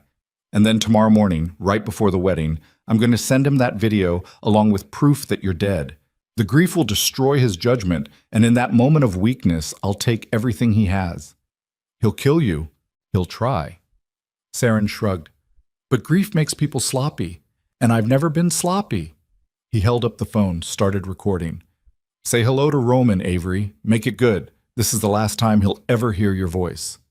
Avery stared into the camera lens, her mind racing through options that didn't exist. If she refused, Saren would torture her until she complied. If she cooperated, she'd be giving Roman exactly the kind of emotional devastation Saren wanted. Either way, she was dead. Unless an idea formed. Desperate, insane, maybe just crazy enough to work. Avery looked into the camera and spoke directly to Roman, her voice steady despite the terror. Roman, if you're watching this, I need you to listen carefully. Remember Charleston. Remember the night we talked about the one thing I was always afraid of. The thing I told you I could never survive?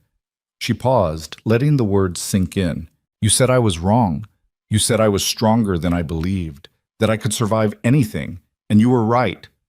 Another pause. So don't come for me. Don't let grief make you reckless. Don't give them what they want. Just remember what I told you that night. Remember the address. And trust that I can take care of myself. Enough, Saren said, stopping the recording. That was touching. Almost makes me feel bad about what happens next. Do whatever you want to me, Avery said quietly. But you already lost. Because Roman's smarter than you think, and he'll understand what I just told him. What did you tell him? Something you'll never figure out. She met Saren's eyes without flinching. Because you're not smart enough to know when someone's playing you. Saren's expression darkened. He grabbed her jaw, squeezing hard enough to bruise. You think you're clever? You think some coded message is going to save you? I think you're scared. Avery's voice stayed steady, even as pain radiated through her face. Because you're standing in this basement threatening a woman you could kill right now, but you haven't, which means you still need me alive. And that makes me dangerous. Saren shoved her away, standing up. Your father was right about one thing. You are stubborn. He headed toward the door, then looked back. Enjoy your last night alive, Avery. Tomorrow morning you become bait one final time, and then you become nothing. The door slammed shut. Darkness swallowed everything again. But in that darkness, Avery smiled. Because she'd just done something Saren would never expect. She'd told Roman exactly where to find Agent Morrison. The address wasn't random. It was the coffee shop in Cambridge where she'd arranged to meet the FBI. The thing she was always afraid of wasn't death or imprisonment. It was betraying Roman a second time. And the strength he'd told her she had was the courage to destroy both their fathers before it was too late. Roman would figure it out. He had to. Because if he didn't, if he couldn't decode the message and get to Morrison before the wedding, then Saren was right. She'd be dead by morning, and the war would be lost before it even started. Avery pressed her back against the cold concrete wall, closed her eyes, and started counting seconds. Somewhere in Chicago, Roman was getting that video. Somewhere in Boston, Agent Morrison was waiting for evidence that might never arrive. And somewhere in this basement, time was running out. The wedding was in 12 hours. And Avery Valine had just bet both their lives on Roman being smart enough to understand a coded message delivered at gunpoint in a hostage video. Either he'd figure it out and save them both, or she'd die in this basement, and Roman would walk into Saren's trap thinking grief was the only thing left worth feeling. The concrete was cold against her spine. Her ankle throbbed. Her mouth still tasted like blood. But her mind was clear. And for the first time since her father dragged her back to Boston, Avery felt something besides fear. She felt dangerous. Not because she had weapons or power or control, but because she finally understood something her father and Saren would never comprehend. The most dangerous person in any room isn't the one with the most power. It's the one with nothing left to lose. And Avery Valine had just lost everything, which meant she was about to become someone even she didn't recognize. Someone capable of burning down empires. Someone who could stand in the ashes afterward and not even feel the heat. Someone who could look Roman Vesper in the eyes tomorrow and either save his life or watch him die trying to save hers. The basement door didn't open again that night. No food, no water, no light except what leaked under the crack. Just silence and darkness and the steady counting of seconds until everything either shattered or survived.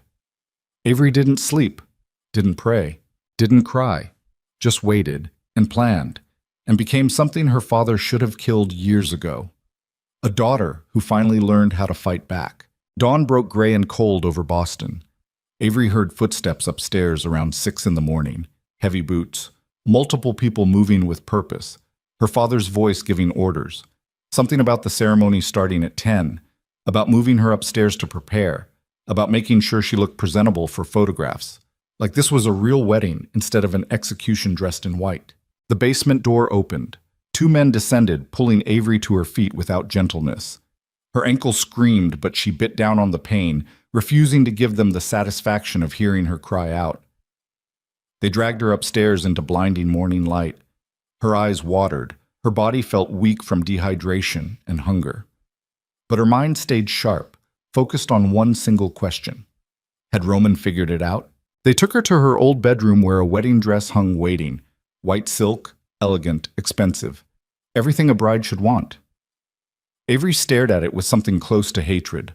A woman she didn't recognize entered carrying makeup and styling tools. Professional, efficient.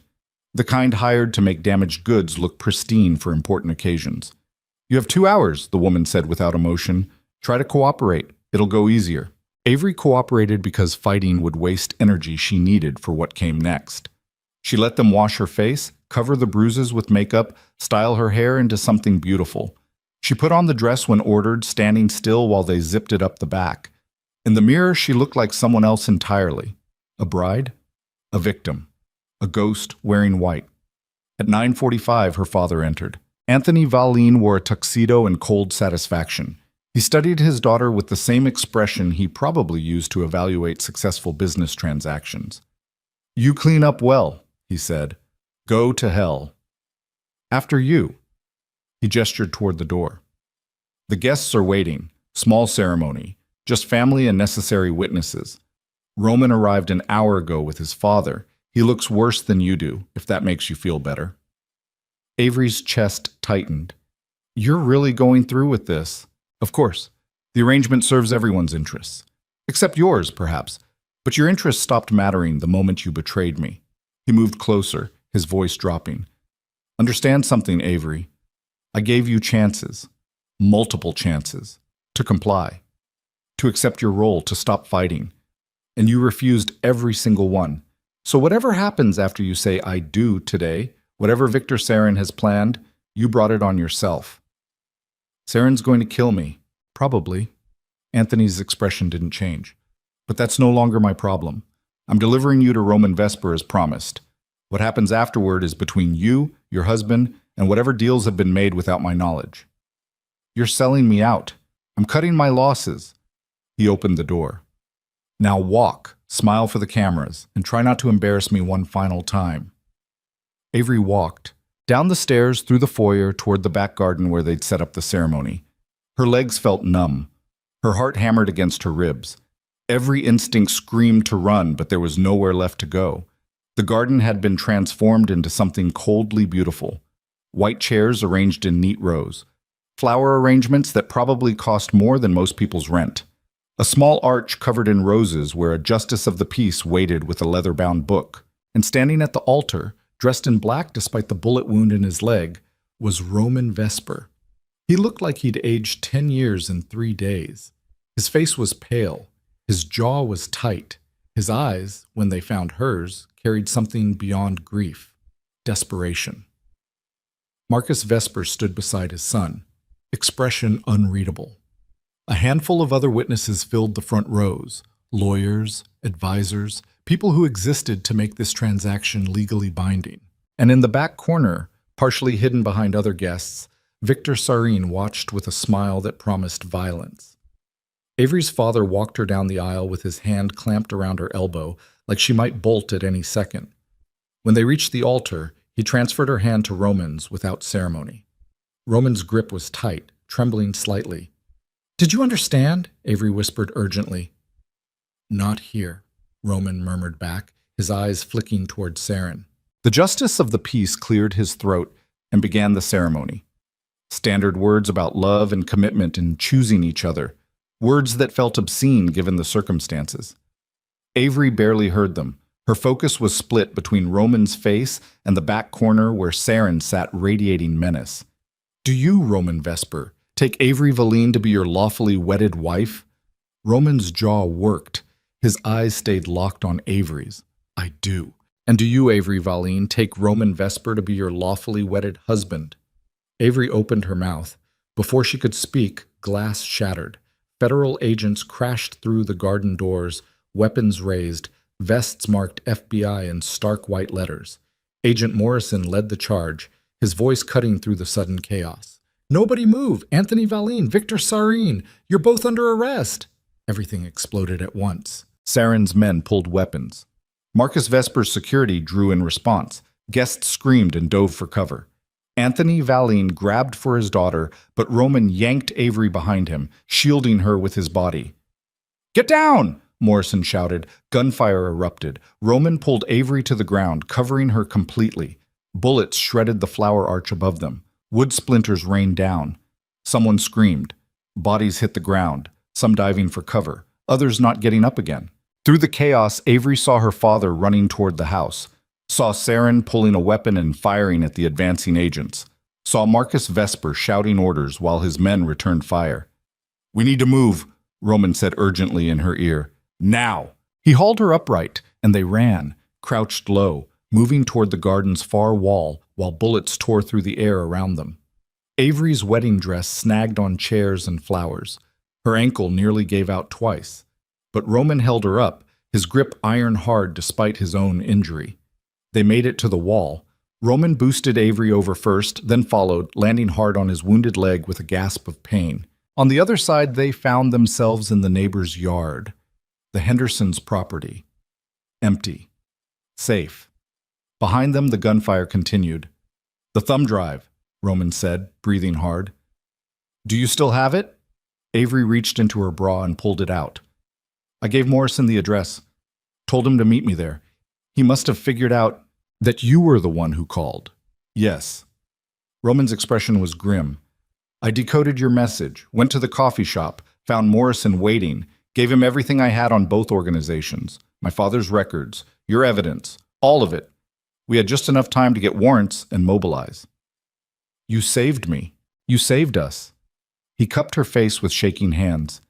"That message, telling me to remember Charleston, to trust that you could take care of yourself. I knew what you meant. Knew you'd found a way to fight back. I just had to be smart enough to help you finish it." Sirens wailed in the distance, more federal vehicles arriving. "It's over," Avery whispered. "Isn't it? They'll arrest everyone. My father, Sarin. Your father—" "Yes." Roman's voice was hollow. "All of them. The empires fall today. Everything our fathers built, gone. What happens to us? I don't know." He pressed his forehead against hers. "But we're alive, and we're together. That's enough." More gunfire from the garden, then shouting, orders to drop weapons. Roman pulled Avery further into the Henderson property, away from the violence, until they reached a gazebo half hidden by trees. They collapsed onto the bench inside, both shaking, both trying to process what had just happened. "I thought you were dead," Roman said quietly. "When Sarin sent me that video. When you said goodbye, I thought, I know." Avery gripped his hand. "But I couldn't tell you the truth directly. Had to make Sarin think it was just sentiment, that I was giving up. You were never giving up." "No." She met his eyes. "I was declaring war." They sat in silence, listening to the chaos wind down in the distance. Eventually, the gunfire stopped. The shouting became organized, professional. Agent Morrison found them 20 minutes later, flanked by 2 other agents. "Miss Valine, Mr. Vesper." He looked exhausted but grimly satisfied. "We've secured the scene. Anthony Valine and Victor Sarin are both in custody. Marcus Vesper as well, along with approximately 30 other individuals from both organizations." "Any casualties?" Roman asked. 3 of Sarin's men, 2 wounded on our side. Could have been much worse." Morrison's expression softened slightly. "You both did the right thing, bringing us this evidence. Without it, these men would still be operating with impunity." "What happens now?" Avery's voice was barely above a whisper. "Now you give formal statements, testify when the time comes, and then—" Morrison paused. "Then you figure out who you want to be when you're not defined by your father's crimes." He left them with instructions to come to the field office later that afternoon. Avery and Roman sat in the gazebo as morning stretched into noon, neither quite ready to face what came next. "The wedding wasn't finished," Avery said eventually. "I never said I do." Roman looked at her. "Do you want to?" "I don't know." She was quiet for a long moment. "Everything between us started with lies. With manipulation. With me running and you hunting, How do we build something real on that foundation? Maybe we don't. Roman's voice was rough. Maybe we start over, completely. No arranged marriage, no family pressure, no empires forcing us together. Just two people who survived hell and get to choose what happens next. And what do you choose? You. He said it without hesitation. I choose you, not because my father ordered it, not because it's strategic, not because you're leverage or property or any of the things they tried to make you. I choose you because you're the only person who ever made me want to be something other than what I was raised to be. Tears burned down Avery's face. Roman, but I won't force that choice on you. He took her hand gently. You deserve freedom. Real freedom. The kind where you wake up every morning and decide who you want to be without anyone controlling that decision. So if you want to walk away from me, from all of this, I'll understand. I'll let you go. For real this time. No hunting, no following, just freedom. Avery looked at the man beside her. The man who'd lied to her face for months, who'd dragged her into nightmares, who'd also saved her life, protected her, given her the tools to fight back when no one else believed she could. I don't want to walk away, she said quietly. But I can't marry you. Not like this. Not with everything still raw and broken between us. I know. I need time to figure out who I am when I'm not running, when I'm not someone's daughter or someone's target. I need to stand on my own first. How much time? I don't know, maybe months, maybe longer. She met his eyes. Can you wait that long? Without expectations? Without pressure? Just wait? Roman was quiet for a moment, then, yes, I can wait, as long as it takes. Why? Because you're worth waiting for. He brought her hand to his lips, kissed her knuckles gently. And because for the first time in my life, I want to do something that's not about strategy or power or control. I want to do something that's just about love, even if that means standing still while you figure things out. Avery started crying in earnest then, not from grief or fear, but from something she couldn't quite name. Relief, maybe, or hope, or the terrifying possibility that despite everything, they might actually survive this. The federal investigation took 6 months. Anthony Valine, Victor Sarin, and Marcus Vesper were all indicted on multiple charges: racketeering, conspiracy to commit murder, money laundering, political corruption. The trials would take years, but the evidence was overwhelming. The empires their fathers had spent decades building collapsed in a matter of weeks, Avery testified. So did Roman. They stood in courtrooms and recounted horrors they'd witnessed, crimes they'd uncovered, betrayals that had nearly killed them both. The media called it the biggest organized crime takedown in decades. Avery called it survival. Between court appearances, she moved into a small apartment in Cambridge. 1 bedroom, no security, no guards, no one telling her what to do or where to go. She took online courses in cybersecurity, built a freelance career under her own name, slowly learned what it felt like to wake up without panic. Roman did the same in Chicago. He restructured what remained of the Vesper holdings into legitimate security operations, cut away everything tainted by his father's violence, testified against the organization he'd once been groomed to lead. They talked on the phone twice a week, carefully, honestly, learning each other all over again without the lies. What are you doing today? Roman would ask. Taking a class. You? Meeting with lawyers, trying to dismantle 50 years of criminal infrastructure. How's that going? Slowly, but it's happening. Good. Long silences, but comfortable ones, the kind that didn't need filling.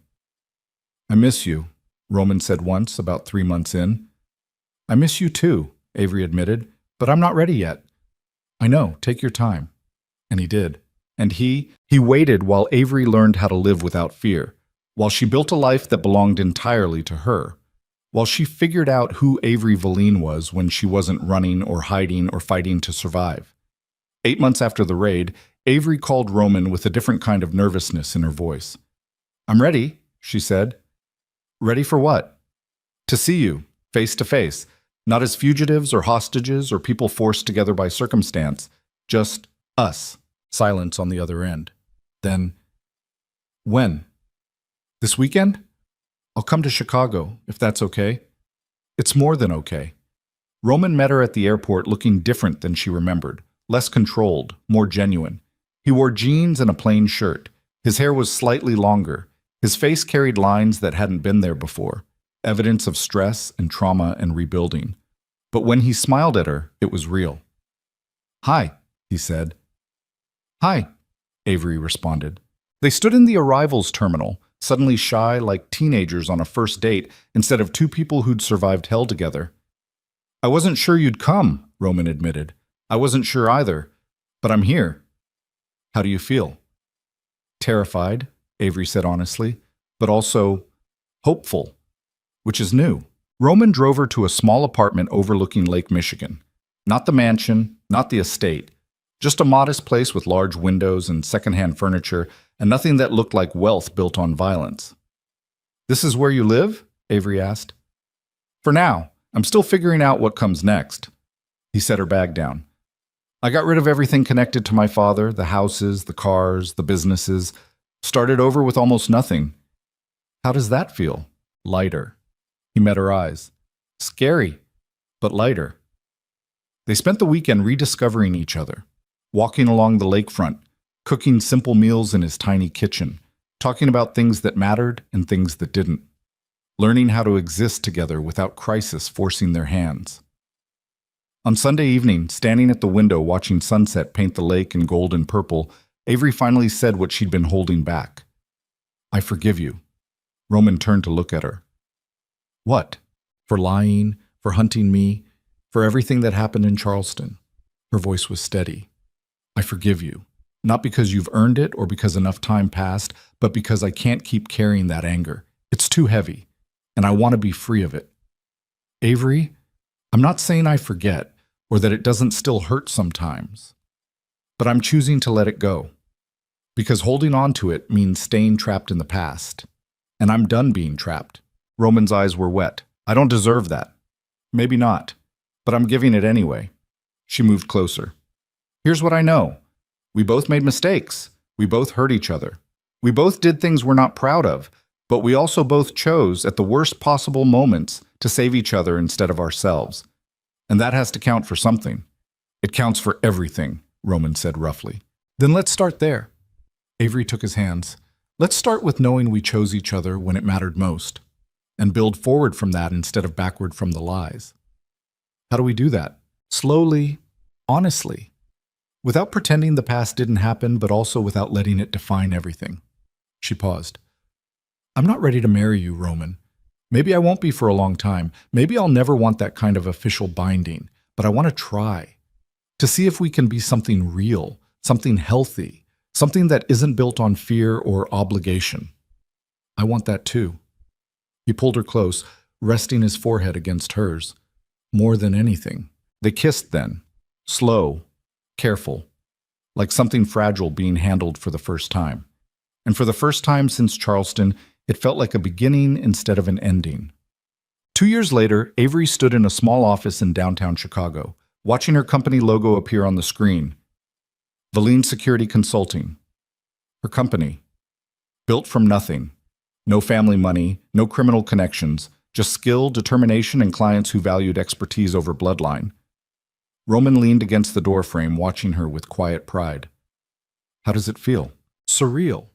Avery turned to face him. "A few years ago, I was running for my life. Now I own a business, have employees, pay taxes like a normal person." "You were never normal." "No, but I'm finally free." She crossed the office, wrapping her arms around him. "Really, genuinely free. No one owns me. No one controls me. I make every choice myself." "Best feeling in the world, isn't it?" "Second best." She kissed him. "You're the best." They'd been living together for 6 months, slowly, carefully, building something that looked nothing like the arranged marriage their fathers had tried to force. They fought sometimes, worked through old wounds, had conversations that hurt but needed saying, but they also laughed, made each other breakfast, fell asleep tangled together, built a life that was ordinary and imperfect and completely theirs. "I have something for you," Roman said one evening, about 3 years after the raid. They were in their apartment, larger now, but still modest, cooking dinner together. Avery looked up from chopping vegetables. What is it? Roman pulled a small box from his pocket. Avery's breath caught. Roman, it's not what you think. He opened the box. Inside was a key, simple, silver, nothing dramatic. This is the key to a house. Small place, 2 bedrooms, big windows, garden and back. It's in both our names, equal ownership. No one person controls it. You bought us a house? We bought us a house. I used money from selling off the last of the legitimate holdings. You've been paying into savings for months. It's ours. Together, if you want it. Avery stared at the key, emotions swirling. This feels like a big step. It is. And if you're not ready, I'm ready. She took the key, turning it over in her palm. I'm terrified, but I'm ready. They moved in a month later. The house was everything Roman had promised. Sunlight everywhere, space to breathe, a place that felt like possibility instead of prison. Avery planted herbs in the garden. Roman built shelves for her growing collection of books. They argued about paint colors and laughed about furniture assembly instructions and slowly transformed empty rooms into home. One winter evening, snow falling beyond the windows and a fire crackling in the hearth they'd never used before, Roman looked up from his book. Marry me. Avery's heart stopped. What? Not now, not soon, but eventually. When you're ready, if you're ever ready. He set the book aside. I'm not asking for an answer tonight. I'm just asking if someday, maybe, you could see yourself choosing that, choosing me, officially. Not because anyone forced it, but because we want it. Avery was quiet for a long time watching the fire. Ask me again in a year, she said finally. Okay. Not because I'm unsure, but because I want to be absolutely certain when I say yes. I want there to be zero doubt, zero fear, just complete, total confidence that this is what I want. I can wait. I know. She moved closer, curling into his side. That's why I'm going to say yes. You just said... I said ask me again in a year. I didn't say the answer would be no. She looked up at him, eyes bright. It won't be no, Roman, but I need that year to be sure I'm saying yes for the right reasons. Not because I'm grateful you saved me, not because I'm afraid of being alone, but because I genuinely want to spend my life with you. Roman kissed the top of her head. Then I'll ask again in a year. He did. They were sitting in that same spot, fire burning, snow falling, the world quiet and peaceful beyond their windows, when Roman pulled out a simple gold band. Avery Valine, he said quietly, will you marry me? Not because anyone arranged it, not because it's strategic, not because our families demanded it, just because I love you, and I want to spend the rest of my life proving it.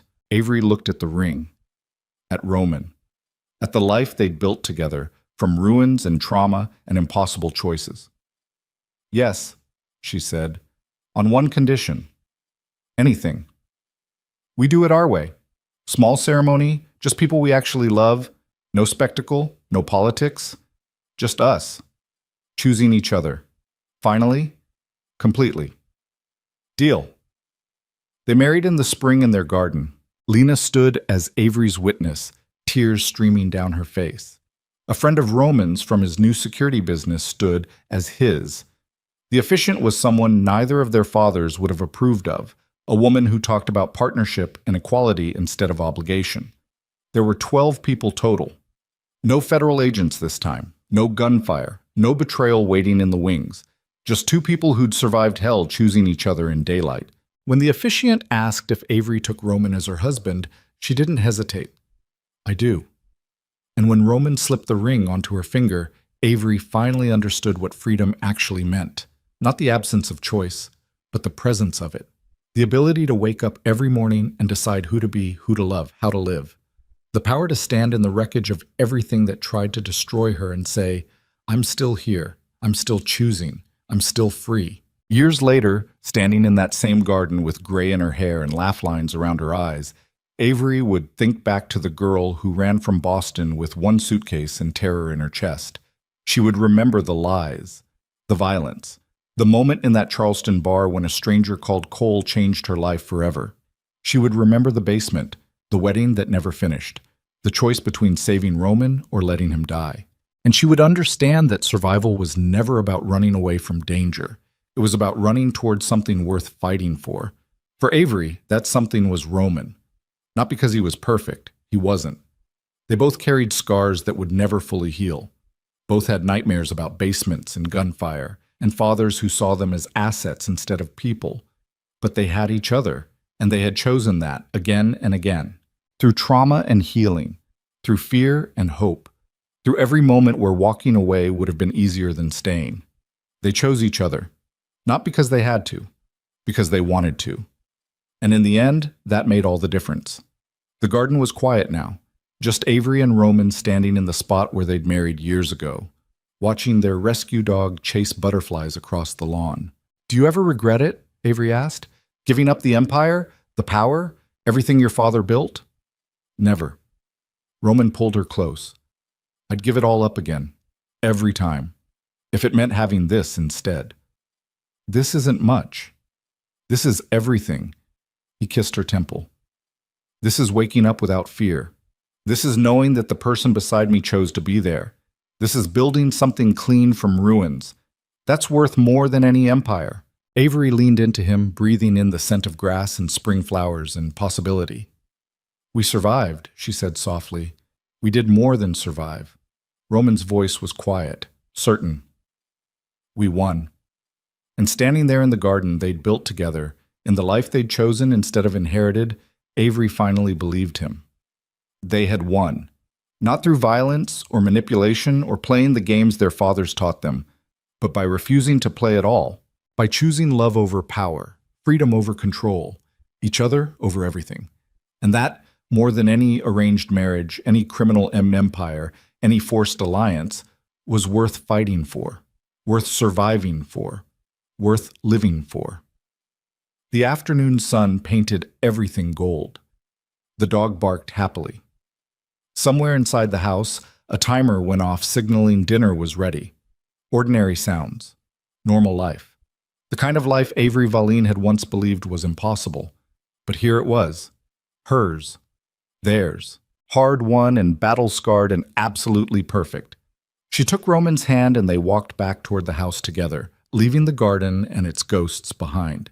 Because the past was finished, and the future, for the first time, belonged entirely to them.